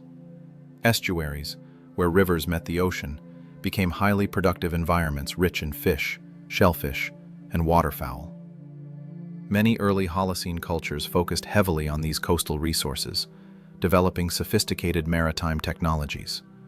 Boats, nets, fish hooks, and harpoons. The forests that had been waiting in southern refugia during the Younger Dryas now spread rapidly northward. Tree species have different migration rates depending on how far their seeds can disperse. Some trees, like birch and pine with wind-dispersed seeds, moved quickly, advancing hundreds of kilometers per century. Others, like oak with heavy acorns, moved more slowly. This created a succession of forest types as the landscape transformed from tundra to boreal forest to temperate woodland. Each stage supported different communities of animals and provided different resources for humans. In the tropics, the end of the Younger Dryas brought changes in rainfall patterns. Monsoons, which had weakened during the cold period, strengthened again. The Sahara, which had been desert during the Younger Dryas, became green. Lakes filled across North Africa. Rivers flowed where there had been dry wadis. For several thousand years, the Sahara supported hunter-gatherer and later pastoral communities. Rock art from this period shows cattle, giraffes, and hippos in regions that are barren desert today. This African humid period would last until around 5,000 years ago, when the monsoons weakened again and the desert returned. The rapidity of the transition from Younger Dryas to Holocene had important implications for understanding climate. It demonstrated that Earth's climate system could shift between different stable states, and that the transitions between these states could happen much faster than the changes within them. This concept of threshold behavior, or tipping points, has become central to modern climate science. The idea is that the climate system can exist in multiple configurations. Small changes in forcing factors like greenhouse gas concentrations or ocean circulation might push the system from one configuration to another. Once that threshold is crossed, the system shifts rapidly to the new state. The Younger Dryas itself may have been such a threshold event, triggered when meltwater floods pushed the Atlantic circulation past a tipping point. The end of the Younger Dryas was the reverse transition, when conditions changed enough to allow the circulation to restart, rapidly returning the system to a warm state. Understanding these thresholds is crucial for predicting how the climate might respond to current and future changes. If we push the system past certain tipping points, the response might not be gradual and proportional, but rapid and dramatic, just as it was at the beginning and end of the Younger Dryas. As scientists continue to study the Younger Dryas using increasingly sophisticated techniques, new details emerge. High-resolution ice core analysis can now detect changes that happened over just a few years. Ancient DNA extracted from sediments reveals which plant and animal species were present at different times. Isotope analysis of teeth and bones shows what animals ate and where they lived. Computer models simulate past climate states and test different hypotheses about what drove the changes. Each new piece of evidence adds nuance to our understanding, though it also sometimes raises new questions. One ongoing debate concerns regional variations in the Younger Dryas. While the cooling was dramatic in the North Atlantic region, particularly in Greenland and Europe, the signal is less clear in other parts of the world. Some regions in the southern hemisphere may have actually warmed slightly during the Younger Dryas, a pattern consistent with a slowdown in heat transport from south to north. The tropics show complex patterns of changing rainfall rather than simple cooling. This regional variability makes sense given that the primary mechanism was likely a change in ocean circulation, which would redistribute heat unevenly, rather than simply making everywhere colder. But regional variability also complicates the story. It means that the Younger Dryas wasn't a single, uniform event experienced the same way everywhere. It was a complex reorganization of Earth's climate system, with different impacts in different places. For the humans living through it, this meant that the experiences of different groups varied widely. Some communities faced severe cold, others dealt with drought. Still others might have experienced relatively minor changes.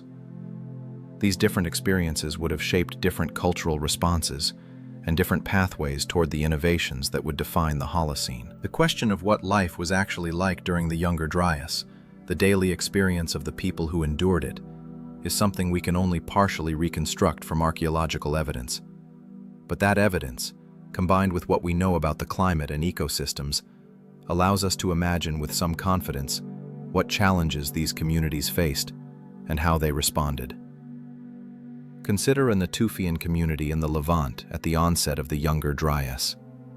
For generations, this group has lived in a substantial village of stone houses arranged in clusters. They've harvested wild cereals from nearby hillsides each spring, using sickle blades to cut the grain stalks and bringing them back to the village for processing. They've hunted gazelle, deer, and wild boar in the surrounding woodlands.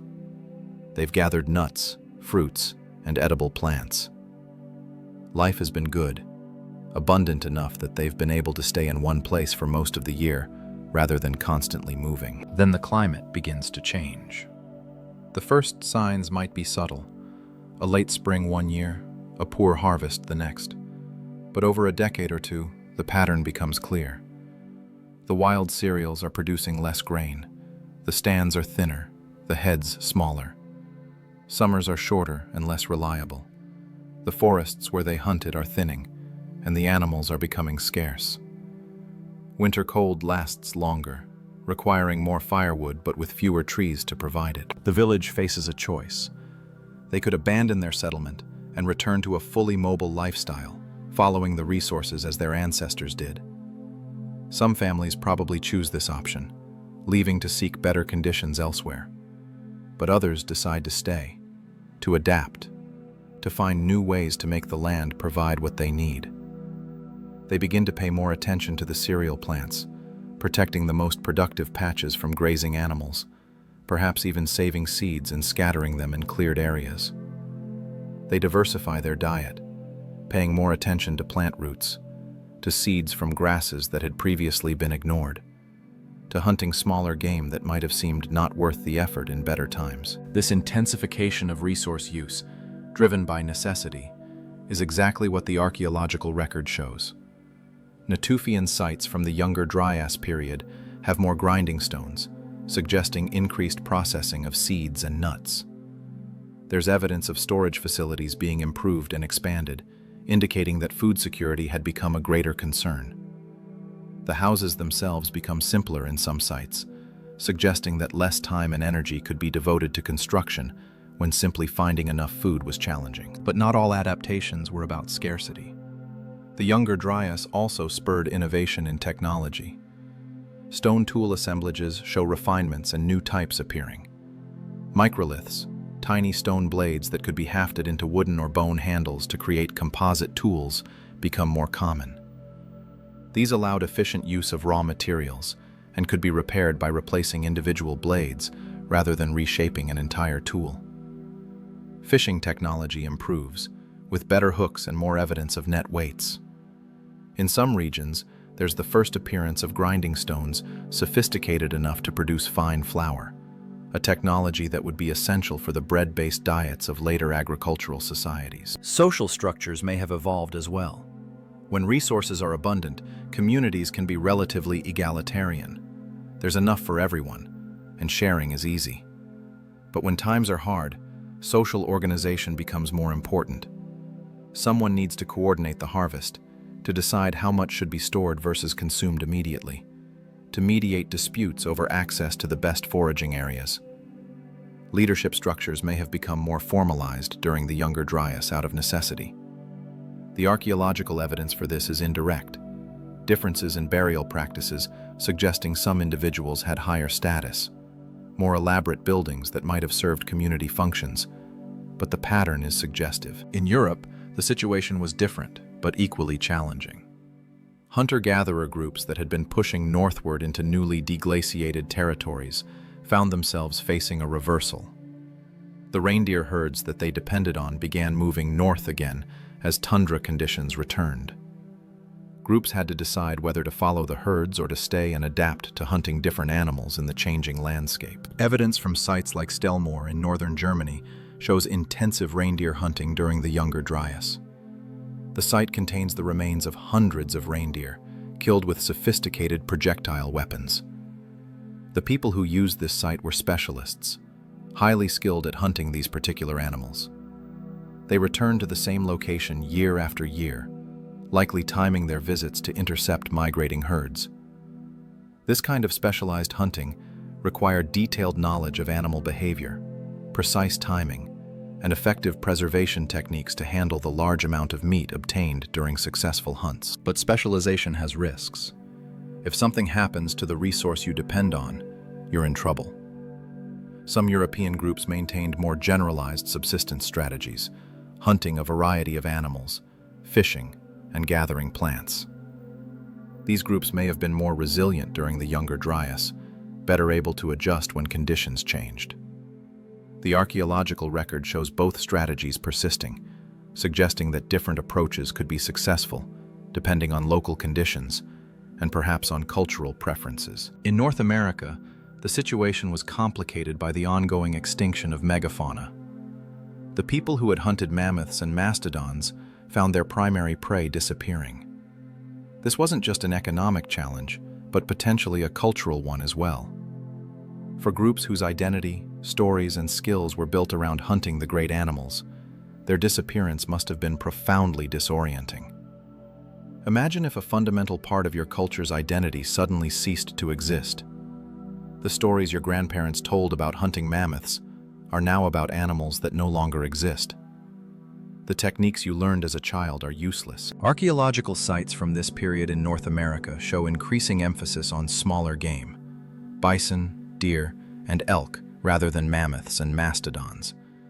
There's also more evidence of plant processing and of fishing, particularly in coastal areas and along major rivers. The diversity of tool types increases as people developed specialized implements for different tasks. This diversification is exactly what you'd expect when a reliable resource disappears and people have to become more versatile. One fascinating aspect of human adaptation during the Younger Dryas is the evidence for long-distance connections. Even in difficult times, perhaps especially in difficult times, communities maintained links with groups far away. Trade goods like high-quality stone for tools, shells for ornaments, and exotic materials like amber appear at sites hundreds of kilometers from their sources.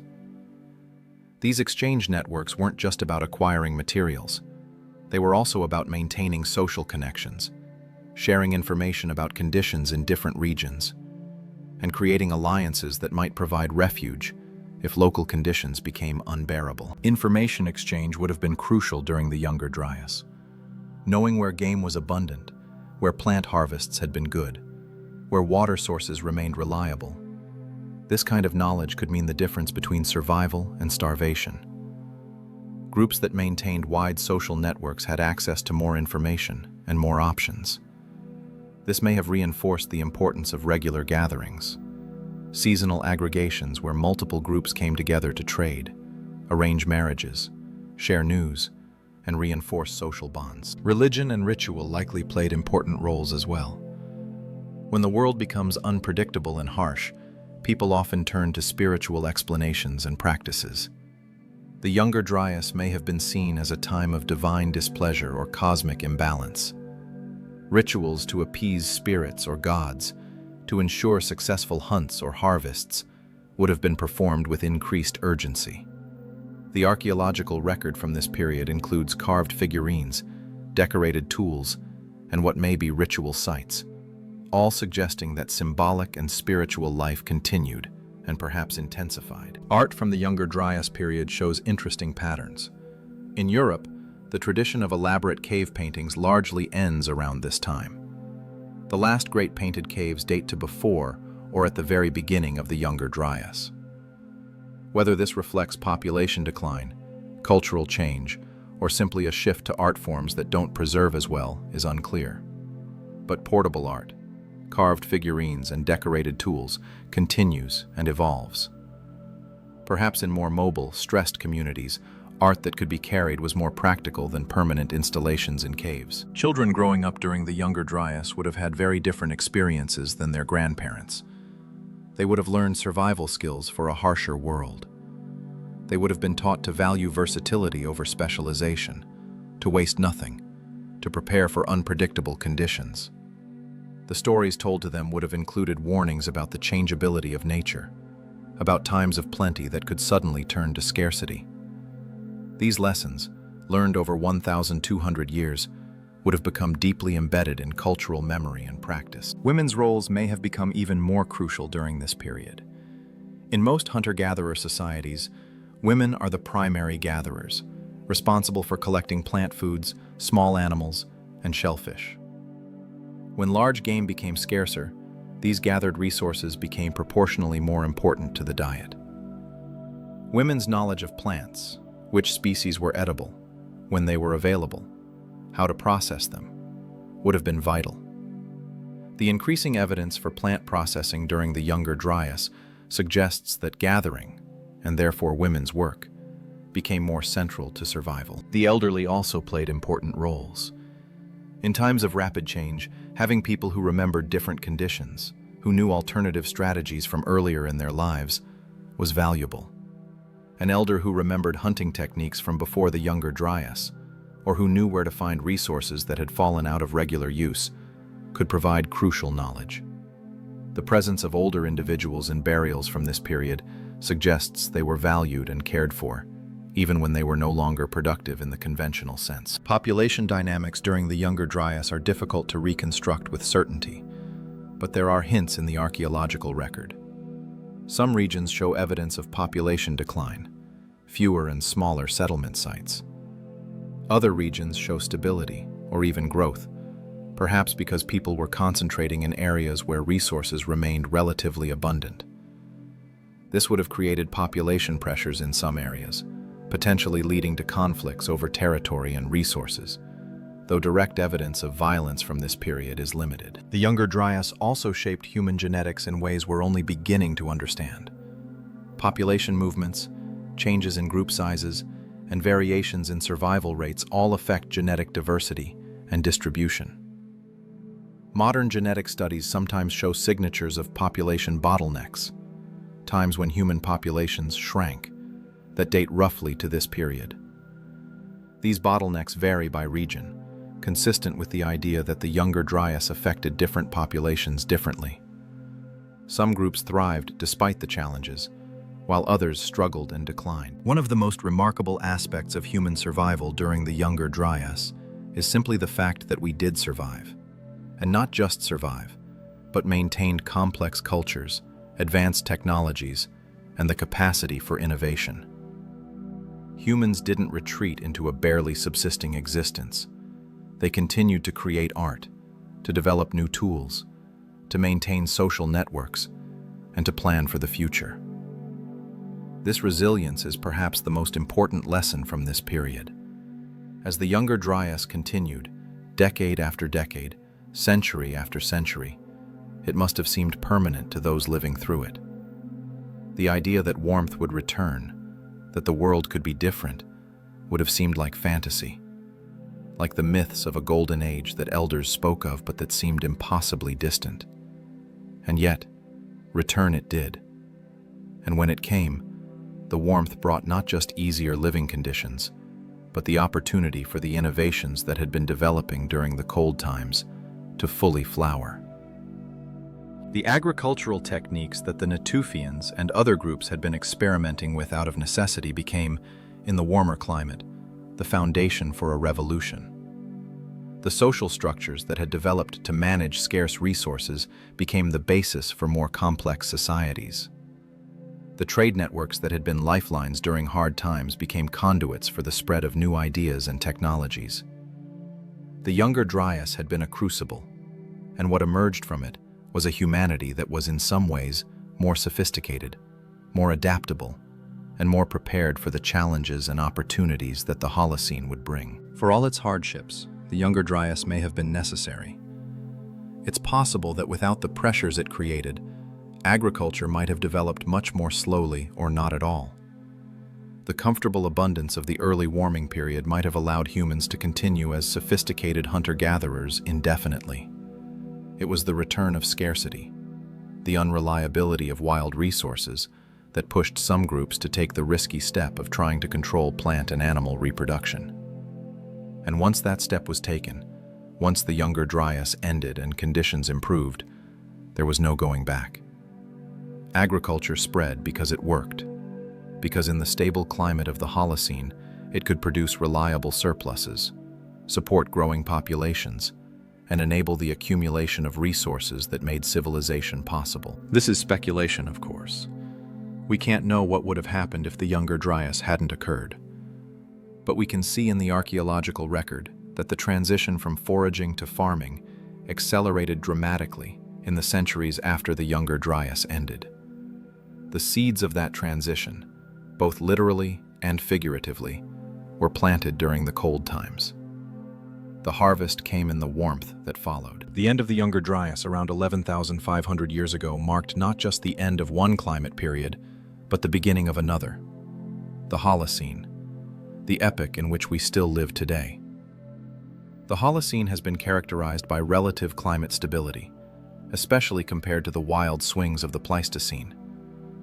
Temperatures have varied. There have been warmer and cooler periods, but nothing approaching the dramatic shifts of the Younger Dryas.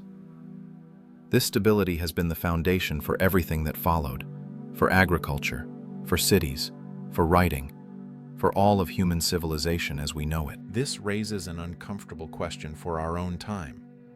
The stability of the Holocene has been the stage on which human civilization has developed, but that stability may be ending, not through natural causes, but through human activities. The rapid increase in greenhouse gases, the warming of the planet, the melting of ice sheets, all of these echo in some ways the conditions that preceded and followed the Younger Dryas. We are conducting a vast experiment with Earth's climate system, pushing it in ways and at speeds that have no clear precedent. The Younger Dryas can't tell us exactly what will happen next. The initial conditions are different, the mechanisms are different, and the timescales may be different. But it can tell us that the climate system is capable of surprises, that tipping points exist, and that changes can happen faster than societies can easily adapt. It's a reminder that the stable world we've known is not guaranteed to continue, and that the systems we depend on, agriculture, water resources, coastal cities, are all vulnerable to climate disruption. At the same time, the Younger Dryas shows us that humans are remarkably adaptable. Our ancestors survived 1,200 years of harsh conditions with Stone Age technology. They not only survived, but innovated, developing the foundations of agriculture and more complex social organization. If we face climate challenges in our future, and we almost certainly will, we have resources they didn't: advanced technology, scientific understanding, and global communication networks. The question is whether we'll use those resources wisely, whether we'll adapt proactively rather than reactively, and whether we'll learn from the past as we navigate toward the future. The story of the Younger Dryas is ultimately a story about change, about a planet that is dynamic rather than static, about ecosystems that evolve, and about humans who adapt. It's written in layers of ice and sediment, in pollen grains and animal bones, in stone tools and abandoned villages. Scientists continue to read that story, refining their understanding with each new discovery. And as they do, the Younger Dryas becomes not just a piece of ancient history, but a relevant parable for our own time, a reminder of what has happened before and what might happen again. The legacy of the Younger Dryas extends far beyond the 1,200 years of its duration. Its impacts rippled forward through time, shaping the trajectory of human development in ways both obvious and subtle. To understand how we got from there to here, from small bands of hunter-gatherers struggling through a climate crisis to the complex global civilization of today, we need to trace those connections through the millennia. When the Younger Dryas ended and warmth returned, the groups that had survived were different from their ancestors who had lived before the cold snap. They had been tested by adversity and had developed new skills, new technologies, and new ways of thinking about their relationship with the environment. These changes would prove crucial in the centuries that followed. In the Fertile Crescent, the birthplace of agriculture, the transition from wild plant harvesting to deliberate cultivation accelerated rapidly after the Younger Dryas. By 10,000 years ago, just 1,500 years after the cold period ended, there were villages of farmers growing domesticated wheat and barley, herding sheep and goats, and living in permanent houses built of mud brick.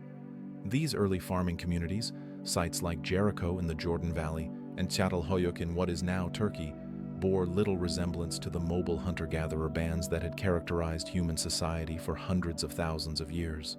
The shift to agriculture was revolutionary in every sense.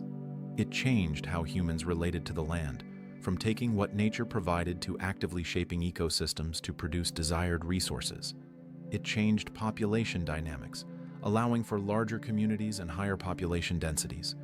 It changed social structures, creating a need for property rights, inheritance rules, and more formalized leadership.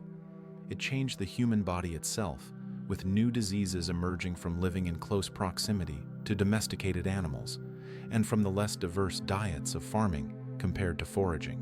But agriculture also brought benefits that made it attractive despite the costs. Farming could, under good conditions, produce surpluses far beyond what foraging could achieve. These surpluses could support specialists, people who didn't farm, but instead made pottery, wove textiles, worked metals, or served as priests or administrators. Surpluses could be stored, providing insurance against bad years. They could be traded, creating economic networks that connected distant regions, and they could support larger populations, which provided labor for ambitious projects and security against external threats. The agricultural revolution spread outward from its centers of origin. From the Fertile Crescent, farming spread to Europe, North Africa, and South Asia. Each region adapted the core package of crops and animals to local conditions. Europeans added cattle more prominently to their herds. North Africans adapted wheat to drier conditions. South Asians eventually incorporated rice from independent domestication centers in East Asia.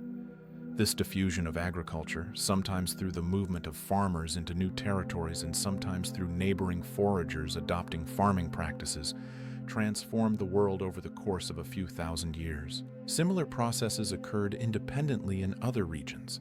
In East Asia, rice and millet were domesticated in the valleys of the Yellow and Yangtze rivers. In Mesoamerica, maize, beans, and squash became the foundation crops. In the Andes, potatoes and quinoa were developed. In sub-Saharan Africa, yams, sorghum, and later millet. In New Guinea, taro and bananas. Each of these agricultural systems developed in the stable, warm conditions of the early Holocene, and each drew on knowledge and practices that had roots in the preceding period of climate stress. The Younger Dryas had shown humans that wild resources could not always be relied upon. This lesson, learned through 1,200 years of difficulty, created a motivation to take greater control over food production. When the climate stabilized in the Holocene, that motivation met opportunity. The result was a transformation in human society that would have been difficult to imagine during the height of the Younger Dryas cold, but which became almost inevitable once conditions improved. Agriculture enabled population growth, and population growth drove further innovation. As villages grew into towns and towns into cities, new challenges emerged. How do you coordinate the activities of thousands of people? How do you ensure fair distribution of resources? How do you settle disputes? How do you defend against raiders or organize for warfare? The answers to these questions led to the development of increasingly complex political systems, from simple chiefdoms to elaborate kingdoms and eventually empires. Writing emerged as a technology for record-keeping in early urban societies. The first writing systems, cuneiform in Mesopotamia and hieroglyphics in Egypt, were developed primarily for administrative purposes, keeping track of grain stores, recording tax payments, documenting transactions. But once invented, writing could be used for other purposes as well, for literature, for history, for philosophy, for science. The ability to record and transmit information across time and space transformed human culture in ways that continue to unfold even today. Metallurgy followed a similar path.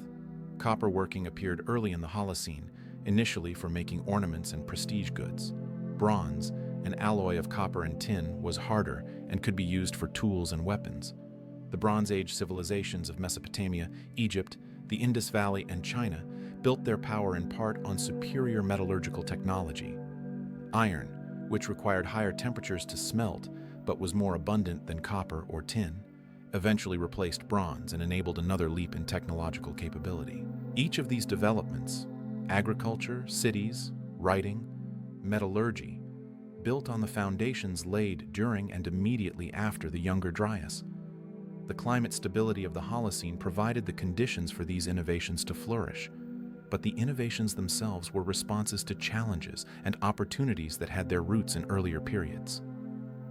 The Younger Dryas had taught humans to be innovative, to adapt, to plan for uncertainty. These lessons served them well as they built increasingly complex societies. But the transition to agriculture and civilization was not universally beneficial. Farming required more labor than foraging. Early farmers worked longer hours for less dietary diversity than their hunter-gatherer ancestors. They suffered from more infectious diseases due to living in crowded, unsanitary conditions and from contact with domesticated animals. They experienced more famine when harvests failed because they had lost the diverse subsistence strategies of foragers. Inequality increased as some individuals accumulated more land, more livestock, and more wealth than others. Warfare became more common and more deadly as populations grew and competed for territory. Some groups chose not to adopt agriculture even when they had the opportunity. Hunter-gatherers persisted in many parts of the world, often in environments where farming was difficult or impossible, but sometimes simply as a cultural choice. These societies maintained the flexibility and mobility that had characterized human life for most of our species' existence. They remind us that the path from the Younger Dryas to modern civilization was not inevitable, that other trajectories were and are possible. The climate of the Holocene, while stable compared to the Pleistocene, was not perfectly uniform. There were fluctuations, periods of drought or unusual cold that challenged agricultural societies. The collapse of several early civilizations has been linked to climate shifts. The Akkadian Empire in Mesopotamia fell around 4,200 years ago, possibly due to a severe drought. The classic Maya civilization declined around 1,200 years ago during another dry period. The Khmer Empire in Cambodia, famous for Angkor Wat, may have been undermined by changes in monsoon patterns. These examples show that even the relatively stable climate of the Holocene could pose challenges to societies that had become dependent on specific conditions. Each of these climate-related collapses echoes, in a small way, the larger crisis of the Younger Dryas. They demonstrate that human societies, no matter how sophisticated, remain vulnerable to climate variability. They also show that adaptation is possible, though sometimes at great cost. The civilizations that fell were often replaced by new societies that learned from their predecessors' failures and adapted their practices to changed conditions. The scientific study of the Younger Dryas has grown dramatically over the past few decades. New technologies allow researchers to extract ever more detailed information from ice cores, sediments, and other archives. High-resolution dating techniques can pinpoint events to within a few years. Ancient DNA can reveal the genetic makeup of past populations and extinct species. Isotope analysis can determine what ancient people ate, where they lived, and how they moved across landscapes. Computer models can simulate past climates and test hypotheses about what caused observed changes. This growing body of knowledge has applications beyond simply understanding the past. Climate scientists use data from the Younger Dryas and other past events to test and improve the models they use to project future climate change. If a model can successfully simulate the Younger Dryas, including its onset, duration, and end, that gives confidence that the model might also reliably predict how the climate will respond to current changes. Conversely, if models fail to reproduce past events, that suggests they're missing important processes and need improvement. The Younger Dryas has also become a reference point in discussions of climate tipping points. The concept of a tipping point is that the climate system might respond in a non-linear way to gradual changes in forcing. Push the system a little and nothing much happens. Push it a little more and suddenly there's a large response. The Younger Dryas appears to have been such a tipping point event, where gradual melting of ice sheets led to catastrophic floods that abruptly changed ocean circulation and climate. This has led to concern that current changes, such as the melting of Greenland's ice sheet or the warming of the Arctic, might trigger similar abrupt shifts. One particular concern involves the Atlantic meridional overturning circulation, the modern name for the ocean conveyor belt system that appears to have been disrupted during the Younger Dryas. Measurements show that this circulation has weakened by about 15% since the mid-20th century. Climate models suggest it could weaken further or even collapse if warming continues. A collapse would not produce conditions identical to the Younger Dryas. The overall planetary warming from greenhouse gases would prevent a return to Ice Age conditions, but it could cause significant regional cooling in Europe and eastern North America, dramatic shifts in rainfall patterns in the tropics, and accelerated sea level rise along the North American Atlantic coast. The probability of such a collapse happening in the near future is debated. Most climate models suggest it's unlikely in this century, but becomes more probable beyond 2100 if greenhouse gas emissions remain high. Some scientists argue the risk is higher and that we might already be approaching a tipping point. Others think the system is more resilient than pessimistic scenarios suggest. The debate continues, informed by studying past events like the Younger Dryas. Another lesson from the Younger Dryas concerns the speed of climate change. Before ice core records revealed just how rapidly temperature could shift, most scientists assumed climate change was inherently gradual, unfolding over many centuries or millennia. The Younger Dryas shattered that assumption. It showed that climate could flip from one state to another in a decade or less, faster than institutions and infrastructure could adapt. This realization has profound implications for planning and policy. If climate changes are gradual, societies can adapt incrementally, shifting practices and building new infrastructure as conditions slowly change. But if changes can be abrupt, that approach is insufficient. Abrupt change requires different strategies, greater resilience, and faster response capabilities. The disappearance of megafauna during and after the Younger Dryas also carries lessons for the present. We live in an era of rapid biodiversity loss, sometimes called the sixth mass extinction. Species are disappearing at rates hundreds or thousands of times higher than background extinction rates, driven primarily by human activities, habitat destruction, overhunting, pollution, and climate change. The loss of mammoths, mastodons, and other Ice Age giants shows that even species that survived hundreds of thousands of years of climate variability can be pushed to extinction when multiple stresses coincide. It's a warning about the fragility of biodiversity in the face of rapid environmental change. At the same time, the survival of many other species through the Younger Dryas and through even more dramatic climate changes earlier in Earth's history shows that life is also remarkably resilient. Ecosystems can recover from severe disruption.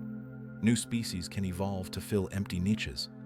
The planet's capacity for regeneration is immense, though the timescales for recovery can be very long, thousands to millions of years depending on the severity of the disruption. This is a source of both hope and caution.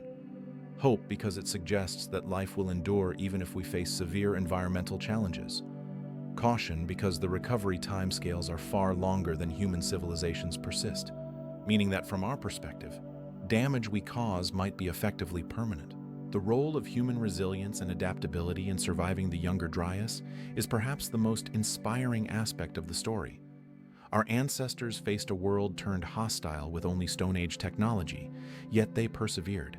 They innovated, developing new tools and techniques. They cooperated, maintaining social networks that spanned vast distances. They adapted their diets, their settlement patterns, their entire ways of life, and they passed on their knowledge to the next generation, ensuring that hard-won lessons were not lost. Modern humans have capabilities our ancestors could not have imagined. We have technology that can reshape landscapes, cure diseases, communicate instantaneously across continents. We have scientific understanding of how the Earth system works. We have accumulated knowledge from thousands of generations of human experience. If our Stone Age ancestors could survive the Younger Dryas, surely we can face whatever challenges our changing climate presents. But capability is not the same as certainty. Having the tools to address a problem doesn't guarantee we'll use them wisely or quickly enough. Our ancestors during the Younger Dryas had no choice but to adapt. The climate changed whether they wanted it to or not. We have more agency. We can, at least in principle, choose how much we alter the climate and how we prepare for the changes already underway. Whether we make wise choices remains to be seen. The Younger Dryas is sometimes invoked in discussions about climate change in misleading ways. Climate change skeptics have pointed to it as evidence that climate naturally varies dramatically, implying that current changes are not cause for concern. This argument misses several crucial points. First, the Younger Dryas was indeed natural, but it was also catastrophic for many species and challenging for human societies. Natural doesn't mean benign. Second, the Younger Dryas demonstrates the climate's sensitivity to disruptions, which should increase rather than decrease concern about our own impacts. Third, the timescales are different. The Younger Dryas onset occurred over decades. Current warming is occurring over decades to a century, but the driver is different. The Younger Dryas was likely triggered by discrete events like meltwater floods, while current warming is driven by continuously increasing greenhouse gas concentrations that won't naturally reverse on relevant timescales. A more appropriate lesson from the Younger Dryas is not that climate change is natural and therefore acceptable, but that the climate system is capable of large, rapid changes, and that such changes have serious consequences. It's a cautionary tale, not a reassuring one.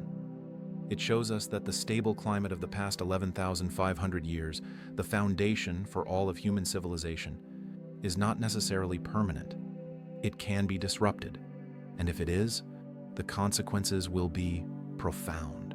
As we look back at the Younger Dryas from our vantage point more than 11,000 years after it ended, we see it as a pivotal moment in Earth history.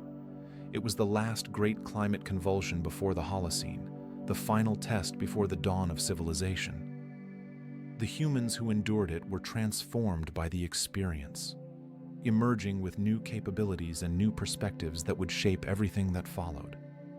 The stable climate that succeeded the Younger Dryas allowed those innovations to flourish, setting the stage for the remarkable trajectory of human development over the past 11,000 years. But we also see the Younger Dryas as a window into Earth's climate dynamics, a natural experiment that revealed how the system works and how it can change. The lessons encoded in ice and sediment are still being read by scientists working to understand not just the past, but the future. Each new discovery adds detail to the picture, refines our understanding, and occasionally surprises us with something unexpected. The story of the Younger Dryas is far from complete. New evidence continues to emerge, and debates about its causes, its impacts, and its implications remain active. This ongoing research is not just an academic exercise. It has real relevance for understanding our current situation and preparing for possible futures. One area of active research involves improving our understanding of exactly how quickly the climate changed during the Younger Dryas. While we know the transitions were rapid, determining whether they took 1 year, 10 years, or 50 years makes a difference for understanding the mechanisms involved and for assessing what might be possible in the future. Recent advances in ice core analysis have pushed resolution to the point where individual years can sometimes be distinguished, allowing researchers to track changes with unprecedented precision. These high-resolution records reveal that the transition into the Younger Dryas was not a single step, but a series of rapid shifts punctuated by brief reversals. The climate stuttered as it changed, jumping between states before settling into the cold phase. The end of the Younger Dryas showed similar behavior, with warmth returning in pulses rather than as a smooth trend. This complexity suggests that the climate system has multiple feedback mechanisms that can either amplify or dampen changes depending on the state of the system at any given moment. Understanding these feedbacks is crucial for predicting future climate behavior. Positive feedbacks amplify changes. For example, when ice melts, the darker surface beneath absorbs more sunlight, causing more melting. When permafrost thaws, organic matter decomposes and releases greenhouse gases, causing more warming and more thawing.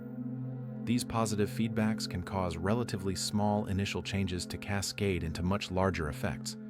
Negative feedbacks work in the opposite direction, stabilizing the system. For example, as the atmosphere warms, more water evaporates, forming clouds that can reflect sunlight and cool the surface.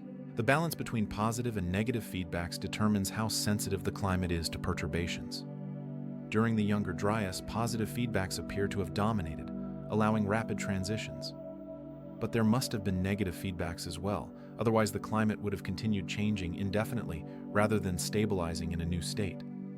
Identifying all the relevant feedbacks and understanding how they interact is one of the major challenges in climate science. Another active area of research involves regional patterns during the Younger Dryas. While the North Atlantic region clearly experienced severe cooling, the response in other parts of the world was more varied. Some regions cooled, some warmed, and some primarily experienced changes in precipitation rather than temperature. Mapping these regional patterns helps scientists understand how changes in one part of the climate system propagate to others.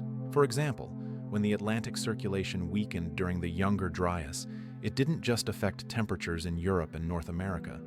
It also shifted the intertropical convergence zone, the belt of heavy rainfall near the equator.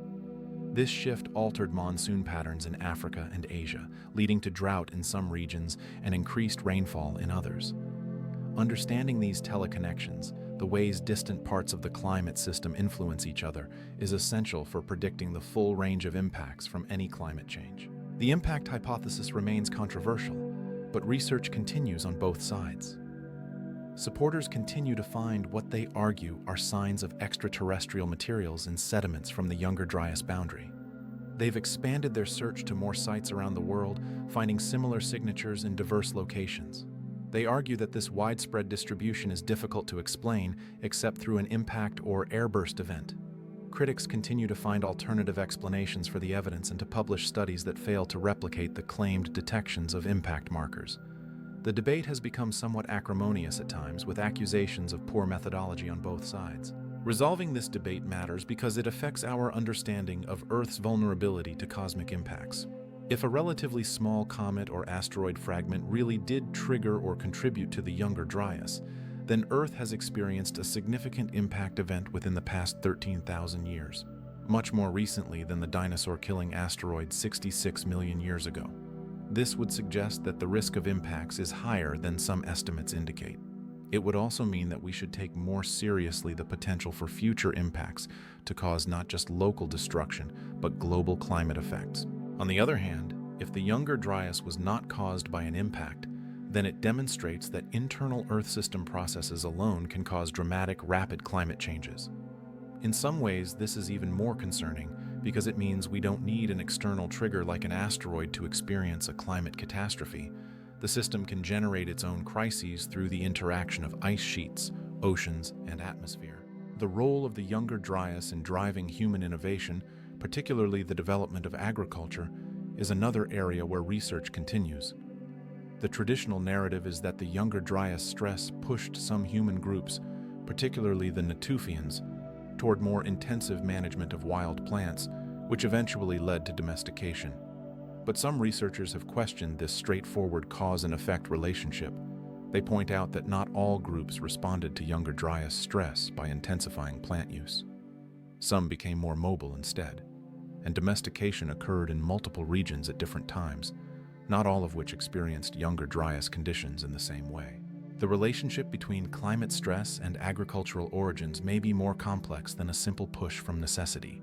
Perhaps the Younger Dryas was one factor among many, including population growth, social competition, and cultural evolution, that contributed to the agricultural transition. Or perhaps the intensification that occurred during the Younger Dryas created a foundation of knowledge and practice that became the basis for true agriculture later, when conditions improved. The details are still being worked out through a combination of archaeological excavation, analysis of plant remains, and modeling of past climate and human decision-making. One fascinating question is what would have happened if the Younger Dryas hadn't occurred? Would agriculture still have developed? Would it have developed sooner, later, or in different places? These counterfactuals are impossible to answer definitively, but they're worth considering because they help us understand the role of contingency in history. Some developments, like the eventual transition to more complex societies, might have been inevitable given enough time and the stable climate of the Holocene. But the specific timing and locations of those developments might have been strongly influenced by the Younger Dryas and the adaptations it forced. The extinction of Megafauna during and after the Younger Dryas continues to generate debate as well. The two main hypotheses are that humans hunted these animals to extinction, or that climate change made their habitats unsuitable. The truth is almost certainly that both factors played roles, but their relative importance varied by species and region. For some animals, hunting was probably the primary factor. Mammoths, for example, were heavily hunted, and their populations had been declining for thousands of years before the Younger Dryas. The climate shift may have delivered a final blow to already stressed populations. For other species, climate change may have been more important. Giant ground sloths in North America, for instance, might have been less intensively hunted than mammoths, but they were highly specialized for particular habitats that changed dramatically during the Younger Dryas and its aftermath. When those habitats disappeared, the sloths had nowhere to go. Understanding these extinctions is not just about the past. It informs current conservation efforts for endangered species, many of which face similar combinations of habitat loss, climate change, and human pressure. The cultural and psychological impacts of the Younger Dryas on human societies are difficult to assess from archaeological evidence alone, but they're worth considering. Imagine being part of a community that had to abandon its settled village and return to a mobile lifestyle. The loss wouldn't just be material, houses and stored food left behind. It would be psychological and social as well. The village had been home, a place with memories and meanings. Leaving it would have been traumatic.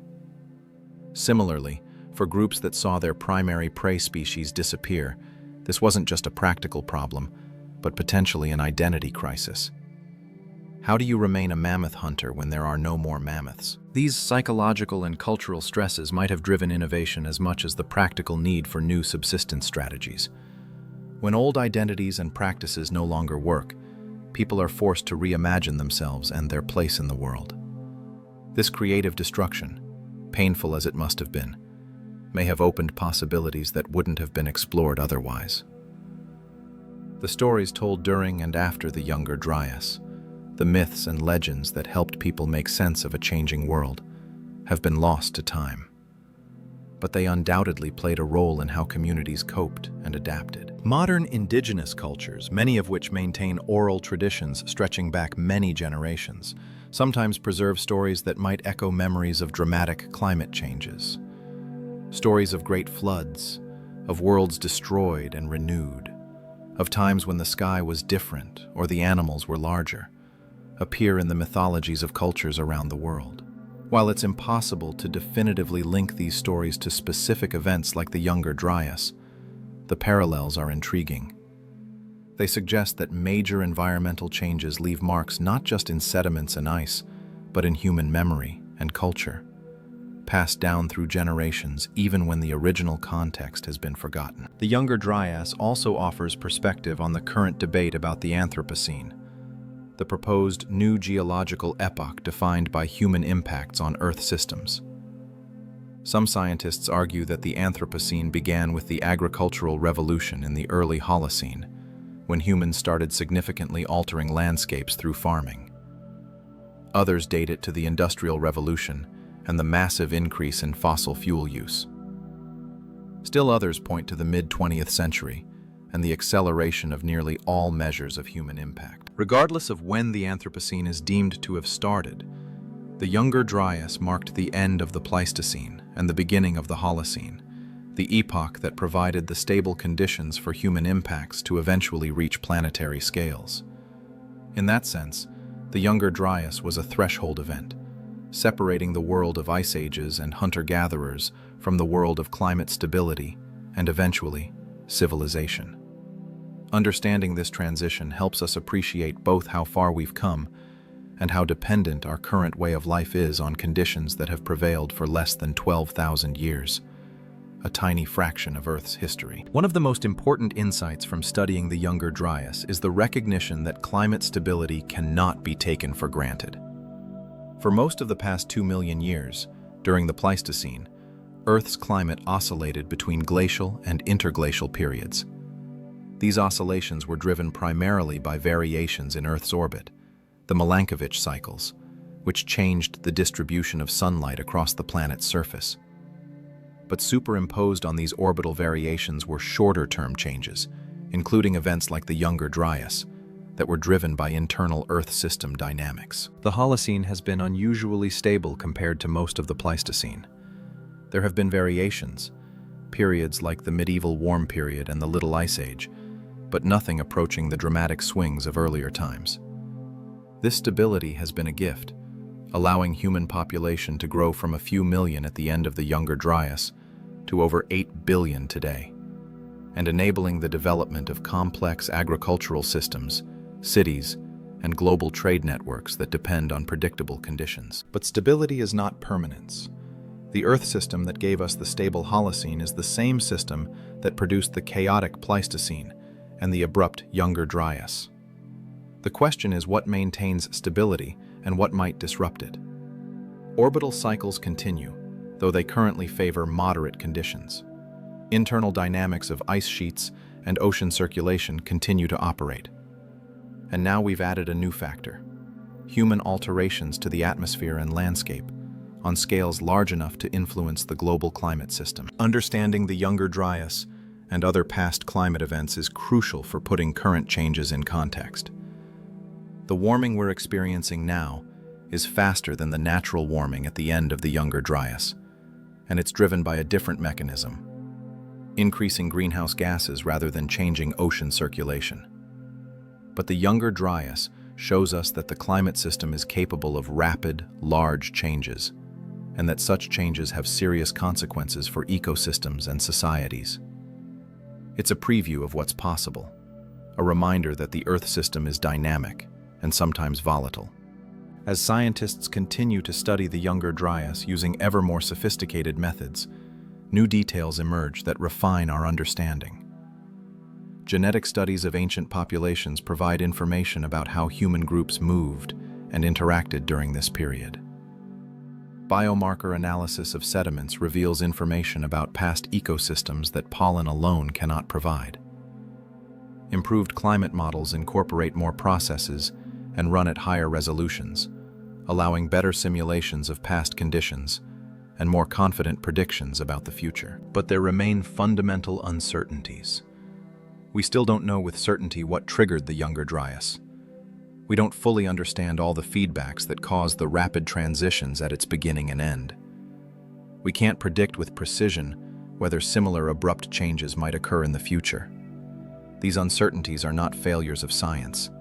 They reflect the genuine complexity of the Earth system and the challenges of reconstructing and understanding events from 12,000 years ago based on incomplete evidence. These uncertainties also remind us to be humble about our knowledge and confident predictions. The Earth system has surprised us before. The Younger Dryas was not predicted from theory, but discovered through observations, and it will likely surprise us again. Building resilience, maintaining flexibility, and avoiding overconfidence in our ability to predict and control nature are lessons that the Younger Dryas reinforces.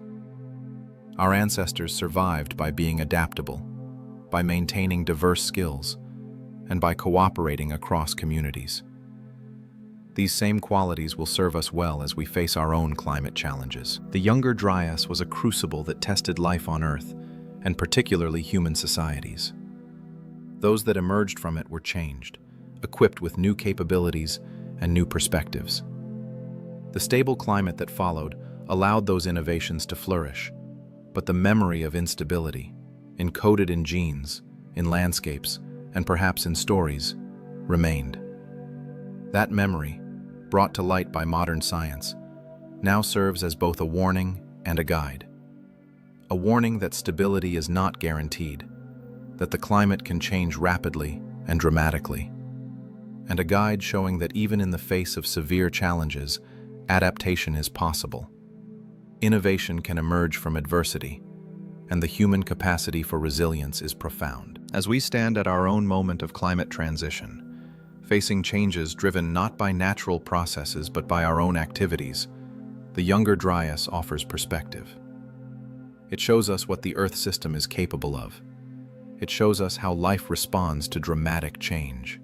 It shows us that humans, even with limited technology, can survive and even thrive through difficult times. And it reminds us that the stable world we've known is a precious gift, one that we should work to preserve for the generations that will follow us, just as our ancestors endured the Younger Dryas so that we might one day exist. The ice cores continue to be drilled, penetrating deeper into Greenland and Antarctica, reaching back further in time. The sediment cores continue to be extracted from lake beds and ocean floors, preserving layer by layer the history of our planet. The archaeological excavations continue, uncovering the remains of settlements and the traces of lives lived during the Younger Dryas and the periods before and after.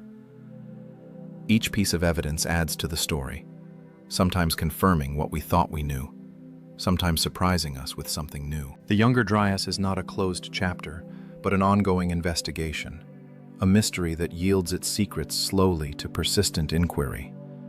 And as we learn more about this ancient event, we learn more about our planet, about climate dynamics, about ecological resilience, and about ourselves. The journey from the end of the Younger Dryas to the present day has been extraordinary. From small bands of hunter-gatherers to a global civilization that can send spacecraft to other planets and peer into the structure of atoms.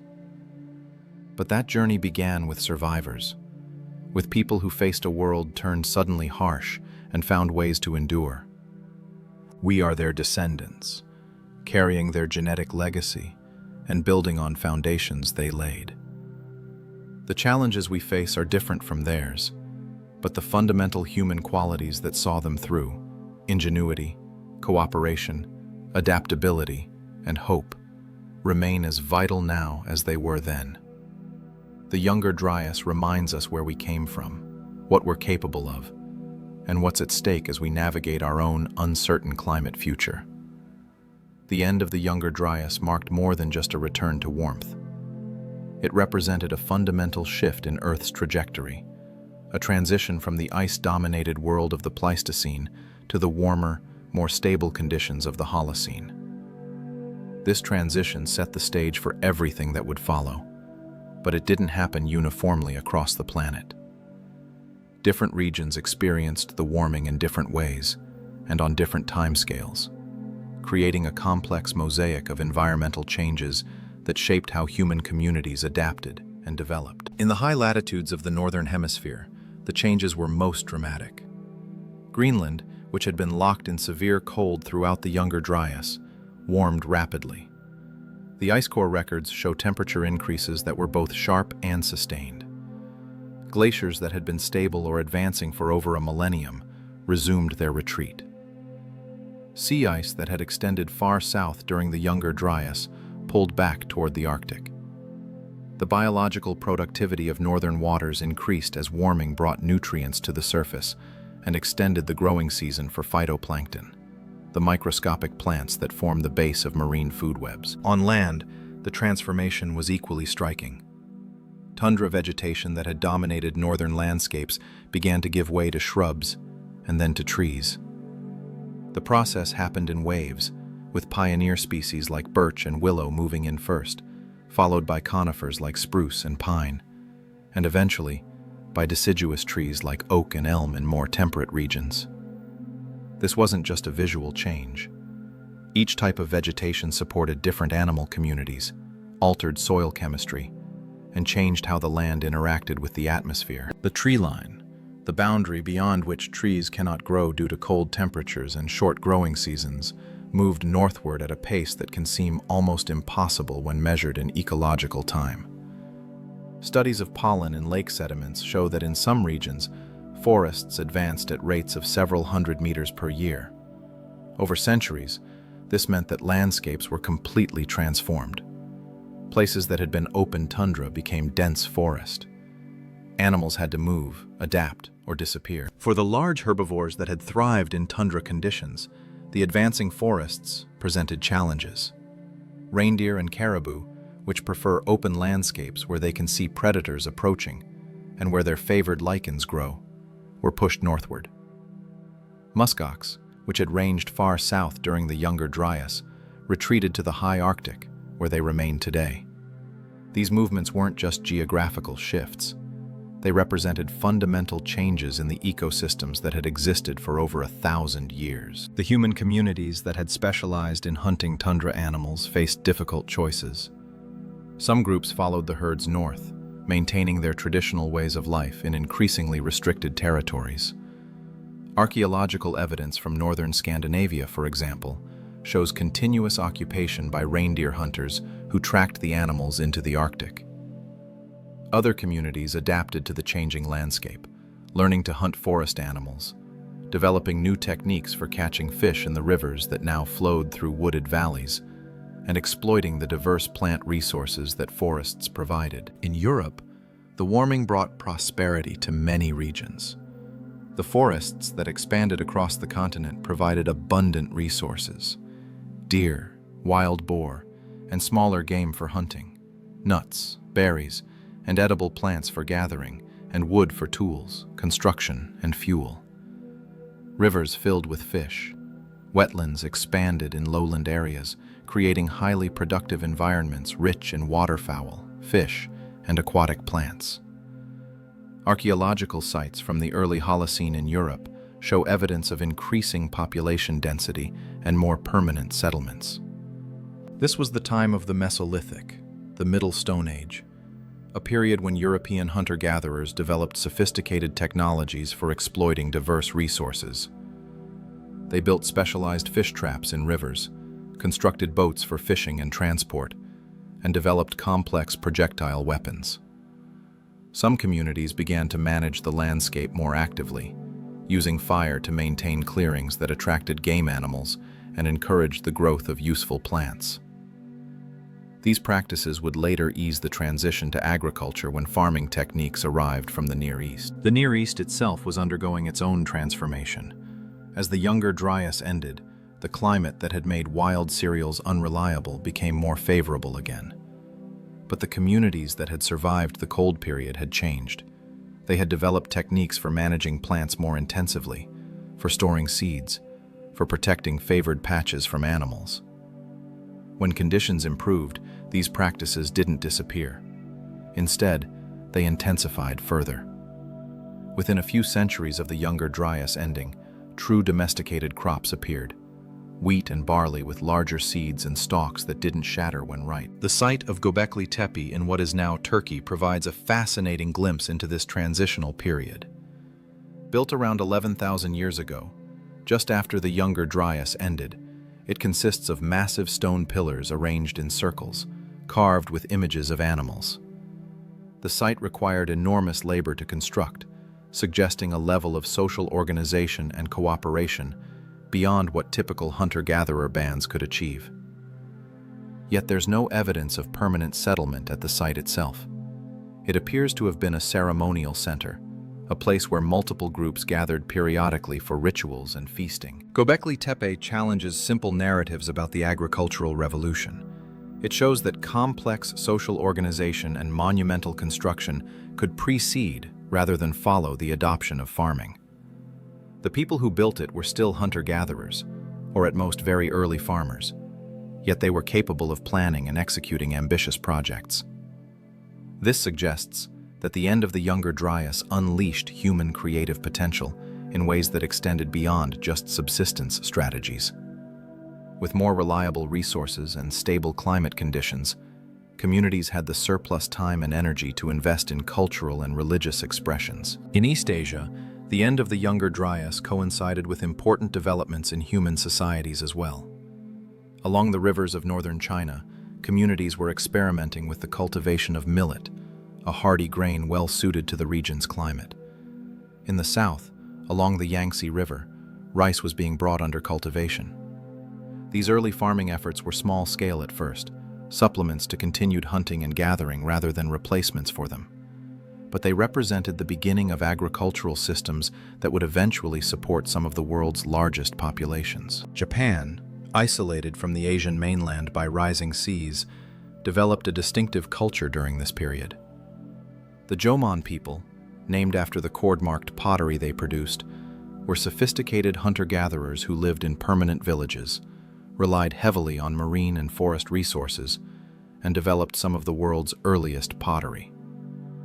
They did not adopt agriculture until much later, showing that intensive, sedentary societies could develop and persist without farming if environmental conditions were favorable. The forests, rivers, and seas around Japan provided abundant resources that made agriculture unnecessary for thousands of years. In North America, the post-Younger Dryas period saw dramatic changes.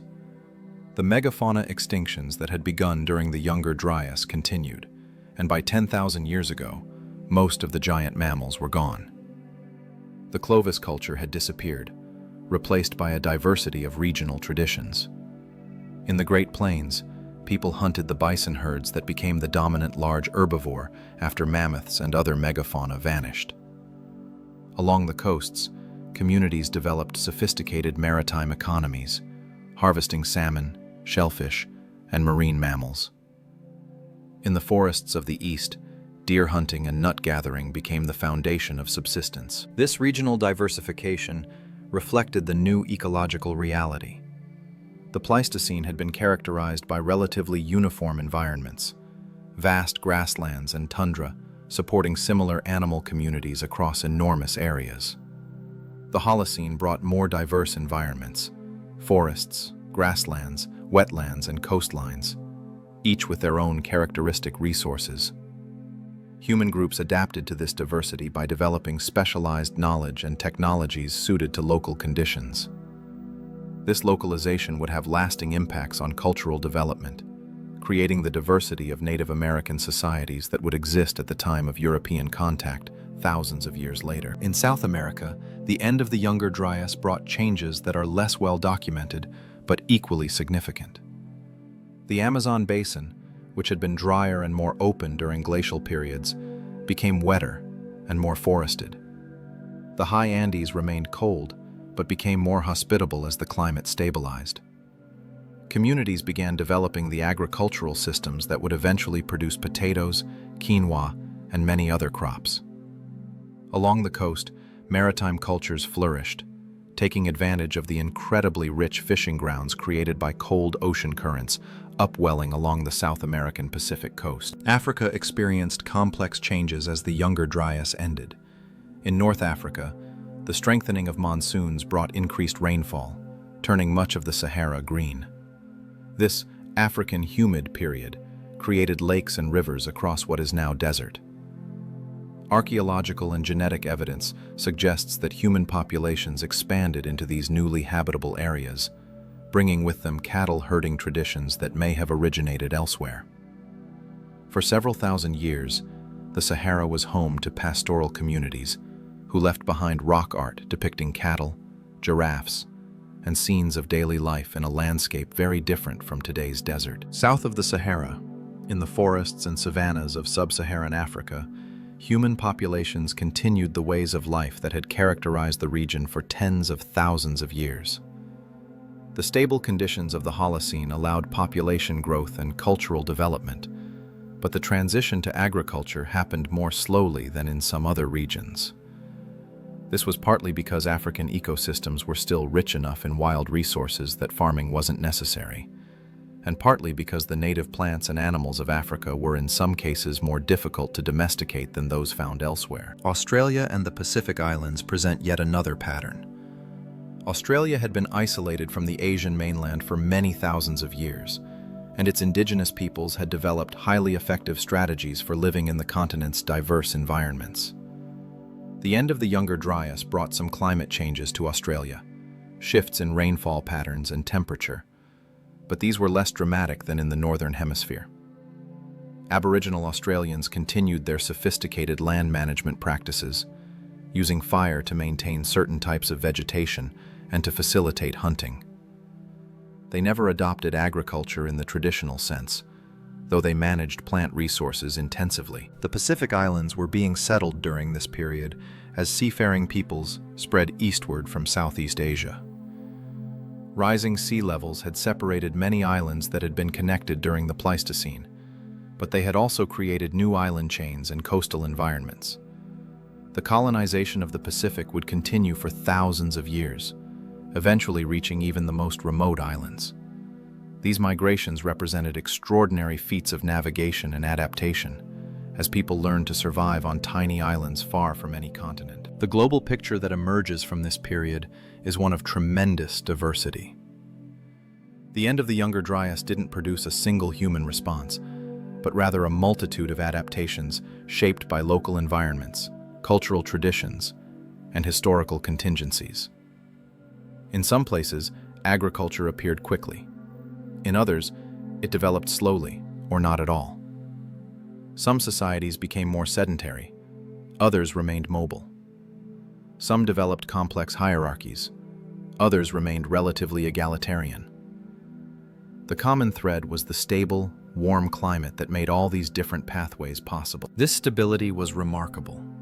For 1,200 years during the Younger Dryas, the climate had been harsh and unstable, prone to rapid fluctuations that made adaptation difficult. Now, for thousands of years, conditions remained relatively consistent. There were variations, certainly, but nothing like the wild swings of the Pleistocene. This allowed human communities to make long-term plans, to invest in infrastructure and technology, to accumulate knowledge across generations without the disruption of catastrophic climate shifts. The demographic impacts of this stability were profound. Human population, which had probably numbered only a few million at the end of the Younger Dryas, began to grow. Agriculture, where it developed, could support much higher population densities than hunting and gathering. Even without agriculture, the favorable conditions allowed hunter-gatherer populations to increase. By 5,000 years ago, human population may have reached 50 million or more. By 2,000 years ago, it was perhaps 300 million. Today, it exceeds 8 billion. This exponential growth was possible only because of the Holocene's stable climate. But population growth brought new challenges. As populations increased, pressure on resources grew. In regions where agriculture was practiced, forests were cleared to create farmland. Irrigation systems were built to bring water to crops. Grazing animals were kept in numbers that sometimes exceeded what the land could sustainably support. These human impacts began to alter local and regional environments in ways that would accumulate over millennia. The Anthropocene, the age of human dominance over Earth systems, has roots that extend back to the early Holocene, to the agricultural revolution that the Younger Dryas helped catalyze. The first cities appeared in Mesopotamia around 5,500 years ago, made possible by agricultural surpluses, irrigation systems that controlled the unpredictable rivers, and social organizations that could coordinate the labor of thousands. These cities were extraordinary achievements, but they were also vulnerable. They required reliable harvests, peaceful conditions for trade, and effective governance. When any of these failed, cities could decline or collapse. Several early civilizations experienced such collapses, often linked to climate shifts, droughts, or floods that disrupted the systems they depended on. These collapses, while devastating to the societies experiencing them, were local or regional events. The overall trajectory of human development continued. New civilizations rose where old ones had fallen, often learning from the mistakes of their predecessors. Writing, which emerged around 5,000 years ago, allowed knowledge to be preserved and transmitted more reliably than oral traditions alone. Metallurgy progressed from copper to bronze to iron, enabling new technologies for agriculture, construction, and warfare. Long-distance trade networks connected societies across continents, spreading ideas and innovations. Throughout all of this, the climate of the Holocene remained the stable foundation. There were challenges: droughts that toppled kingdoms, floods that displaced populations, cold periods that affected harvests. But none of these approached the scale of the Younger Dryas. None threatened the overall trajectory of human development. The Holocene's gift was not perfect conditions, but predictable ones. A climate that varied within a range that societies could adapt to without fundamental reorganization. This is why the Younger Dryas matters so much when we think about our current situation. For 11,500 years, we've lived within the Holocene's stability. All of recorded history, all of civilization, has unfolded under these conditions. We have no experience as complex societies dealing with the kind of rapid, dramatic climate shift that the Younger Dryas represented. The agricultural systems that feed billions, the cities that house billions, the infrastructure and institutions that organize global society, all of these were built assuming Holocene-like conditions would continue. These changes are not as rapid as the onset of the Younger Dryas, at least not yet. The Younger Dryas temperature shift happened over decades, whereas current warming has unfolded over a century and a half. But the trajectory is concerning. If emissions continue on current paths, the rate of change will accelerate. More importantly, we're pushing the climate system toward conditions that may trigger tipping points, thresholds beyond which changes become self-reinforcing and potentially irreversible on human timescales. The melting of ice sheets is one such concern. As ice melts, it adds fresh water to the oceans, potentially disrupting circulation patterns, just as happened at the start of the Younger Dryas. It also reduces the planet's reflectivity, allowing more solar energy to be absorbed. And in some cases, it exposes rock or ocean that warms and melts more ice from below. These positive feedbacks could accelerate ice loss beyond what current models predict, leading to faster sea level rise and potentially affecting ocean circulation and regional climates. The thawing of permafrost is another tipping point risk. Permafrost soils contain enormous amounts of organic carbon, accumulated over thousands of years when plant material froze before it could fully decompose. As permafrost thaws, microbes break down this organic matter, releasing carbon dioxide and methane. Both are greenhouse gases that cause more warming, which causes more permafrost thaw, which releases more gases. The scale of carbon locked in permafrost is comparable to what's currently in the atmosphere, so even a fraction of it being released could significantly amplify warming. The Amazon rainforest represents another potential tipping point. Models suggest that if enough of the forest is cleared or dies due to drought and heat stress, The remaining forest may not be able to generate sufficient rainfall to sustain itself. The Amazon creates much of its own rain through transpiration, water vapor released by trees. Below a certain forest coverage threshold, this rainfall generation could fail, causing the remaining forest to dry out and transition to savanna. Such a transition would release enormous amounts of carbon, further accelerating climate change. These and other tipping points make the future uncertain in ways that are reminiscent of the Younger Dryas. Small changes could potentially trigger large responses. Gradual trends could give way to rapid shifts. Systems that have been stable for thousands of years could reorganize into new configurations. The exact risks are difficult to quantify, just as the likelihood of the Younger Dryas would have been difficult to predict before it happened. But the possibility that we're approaching or have already passed some tipping points is real and growing. The human impacts of such changes would be severe.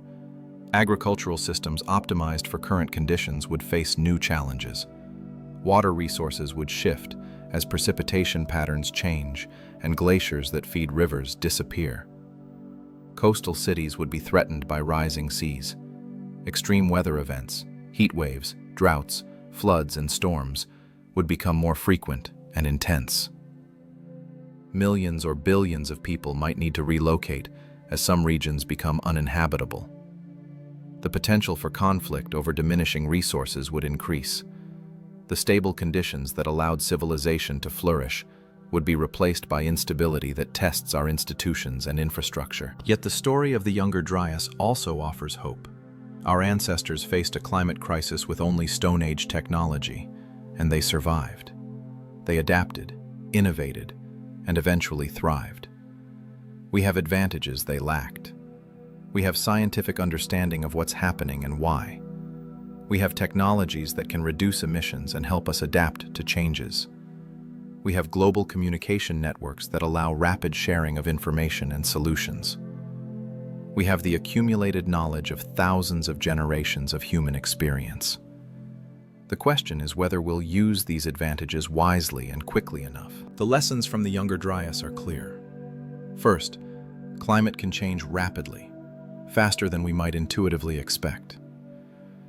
Systems that seem stable can shift abruptly when pushed past tipping points. Second, such changes have serious consequences for ecosystems and societies. Species go extinct, communities are displaced, and ways of life that seemed permanent disappear. Third, adaptation is possible, but comes at a cost.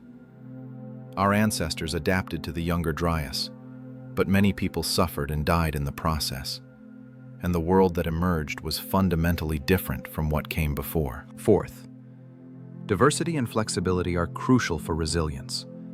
Communities during the Younger Dryas that maintained diverse subsistence strategies and broad social networks were more likely to survive than those that had specialized narrowly. This lesson applies today. Societies that rely on a single crop, a single industry, or a single approach to problems are more vulnerable than those that maintain options and redundancies. Building resilience means preserving diversity in agriculture, in economies, in cultures, and in ecosystems. Fifth, innovation often emerges from adversity. The Younger Dryas forced humans to develop new technologies and new social structures. Some of these innovations, like the intensification of plant management that led to agriculture, transformed human society. We're already seeing climate change drive innovation in renewable energy, in water conservation, in agricultural techniques suited to changing conditions. The challenge is to accelerate these innovations and deploy them at scale before impacts become overwhelming. Sixth, cooperation matters. The archaeological evidence from the Younger Dryas shows that communities maintained trade networks and social connections even during hard times. These connections allowed sharing of resources, information, and innovations. Today, climate change is a global problem that requires global cooperation. No single nation can solve it alone, and solutions that work in one place may need to be adapted for others. The international frameworks for climate action, imperfect as they are, represent efforts to build the kind of cooperation that will be necessary. Finally, the Younger Dryas reminds us that stability is precious and should not be taken for granted. The Holocene's climate stability has been the foundation for everything human civilization has achieved. Preserving that stability, or at least minimizing the disruption to it, is in our collective interest. Every fraction of a degree of warming we prevent, every tipping point we avoid crossing, every impact we mitigate, represents value preserved for ourselves and future generations. As we reflect on the Younger Dryas from our vantage point more than 11,000 years later, we see it as both ancient history and urgent present. Ancient because it happened so long ago, in a world so different from ours that it's hard to imagine. Urgent because it demonstrates possibilities that remain relevant. Climate tipping points, rapid changes, extinction cascades, forced adaptations. The ice cores that preserve its record are still being studied. The sediments that document its impacts are still being analyzed. The debate about its causes continues in scientific journals and conferences. But beyond the scientific details, beyond the questions of whether it was triggered by meltwater, volcanoes, or comets, beyond the uncertainties about regional variations and feedback mechanisms, the Younger Dryas tells a fundamentally human story. It's a story about people facing a world turned hostile, about communities struggling to survive, about innovations born from necessity, and about resilience in the face of overwhelming challenges. It's a story about our ancestors, and in a very real sense, it's a story about us. We are the descendants of the people who survived the Younger Dryas. Their genes flow in our veins. The agricultural techniques they pioneered feed us today. The social structures they developed evolved into our modern institutions. The art they created, the stories they told, the knowledge they accumulated, all contributed to the cultural heritage we inherit. When we study the Younger Dryas, we're not examining some abstract scientific phenomenon. We're exploring our own family history, looking back at a pivotal moment that shaped who we would become. The world today is vastly different from the world of the Younger Dryas. We have technologies and capabilities that would seem like magic to people living then. We understand things about the Earth and the universe that they couldn't have imagined. We've built civilizations of a complexity and scale unprecedented in human history. Yet in fundamental ways, we face similar challenges. We must respond to a changing climate. We must find ways to survive and thrive in conditions different from those our parents and grandparents knew. We must adapt, innovate, and cooperate. The difference is that the Younger Dryas was not caused by human actions, while our current climate crisis is. This gives us both responsibility and agency. We bear responsibility for the changes we've caused, but we also have the power to influence what happens next. The climate will continue changing based on emissions already in the atmosphere. But how much it changes, how fast, and how severe the impacts will be, all of these depend on choices we make in the coming years and decades. Some changes are already unavoidable.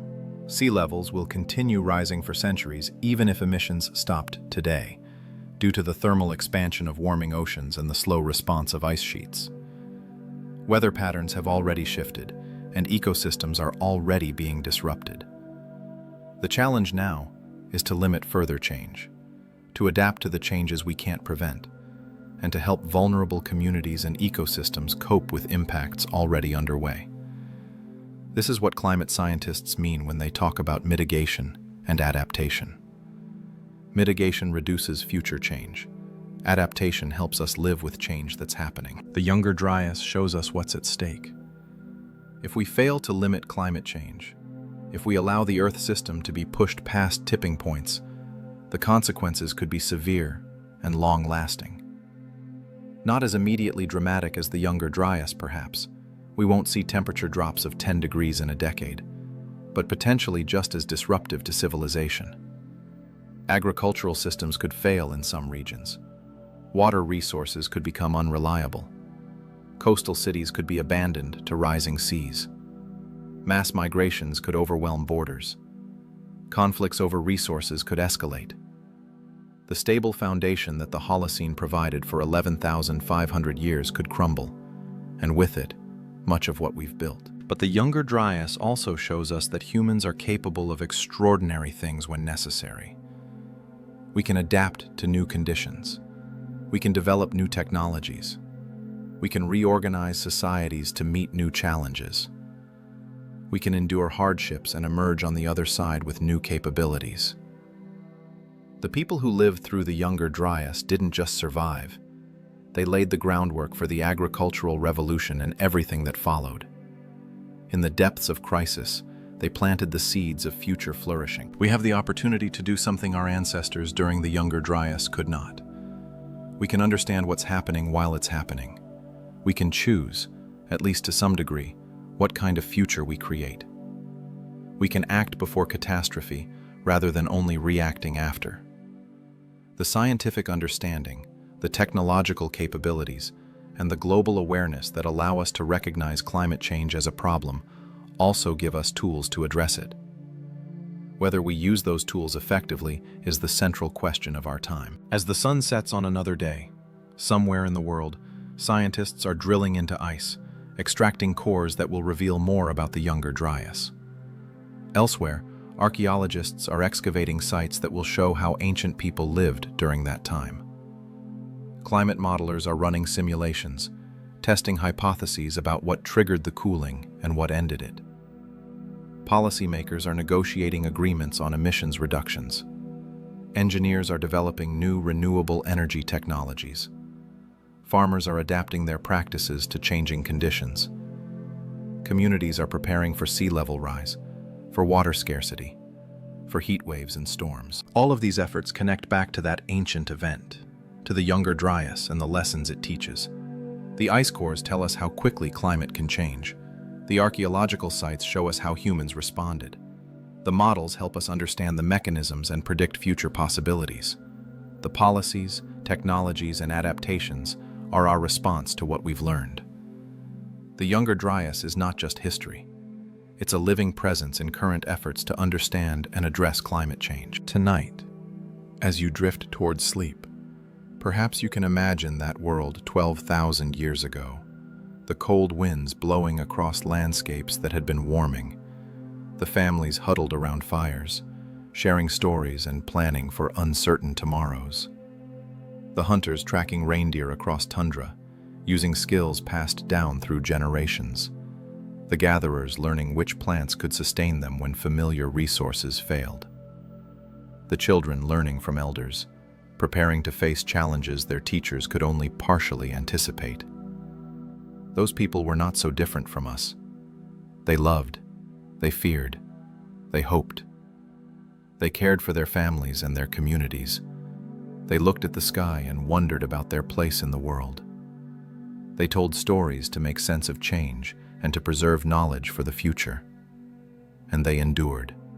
Through 1,200 years of cold, through extinctions and disruptions, through losses and adaptations, they endured. And because they did, we exist. The warmth eventually returned. The ice retreated once more. The forests spread again. And the descendants of those survivors built villages, then towns, then cities. They domesticated plants and animals. They invented writing and mathematics.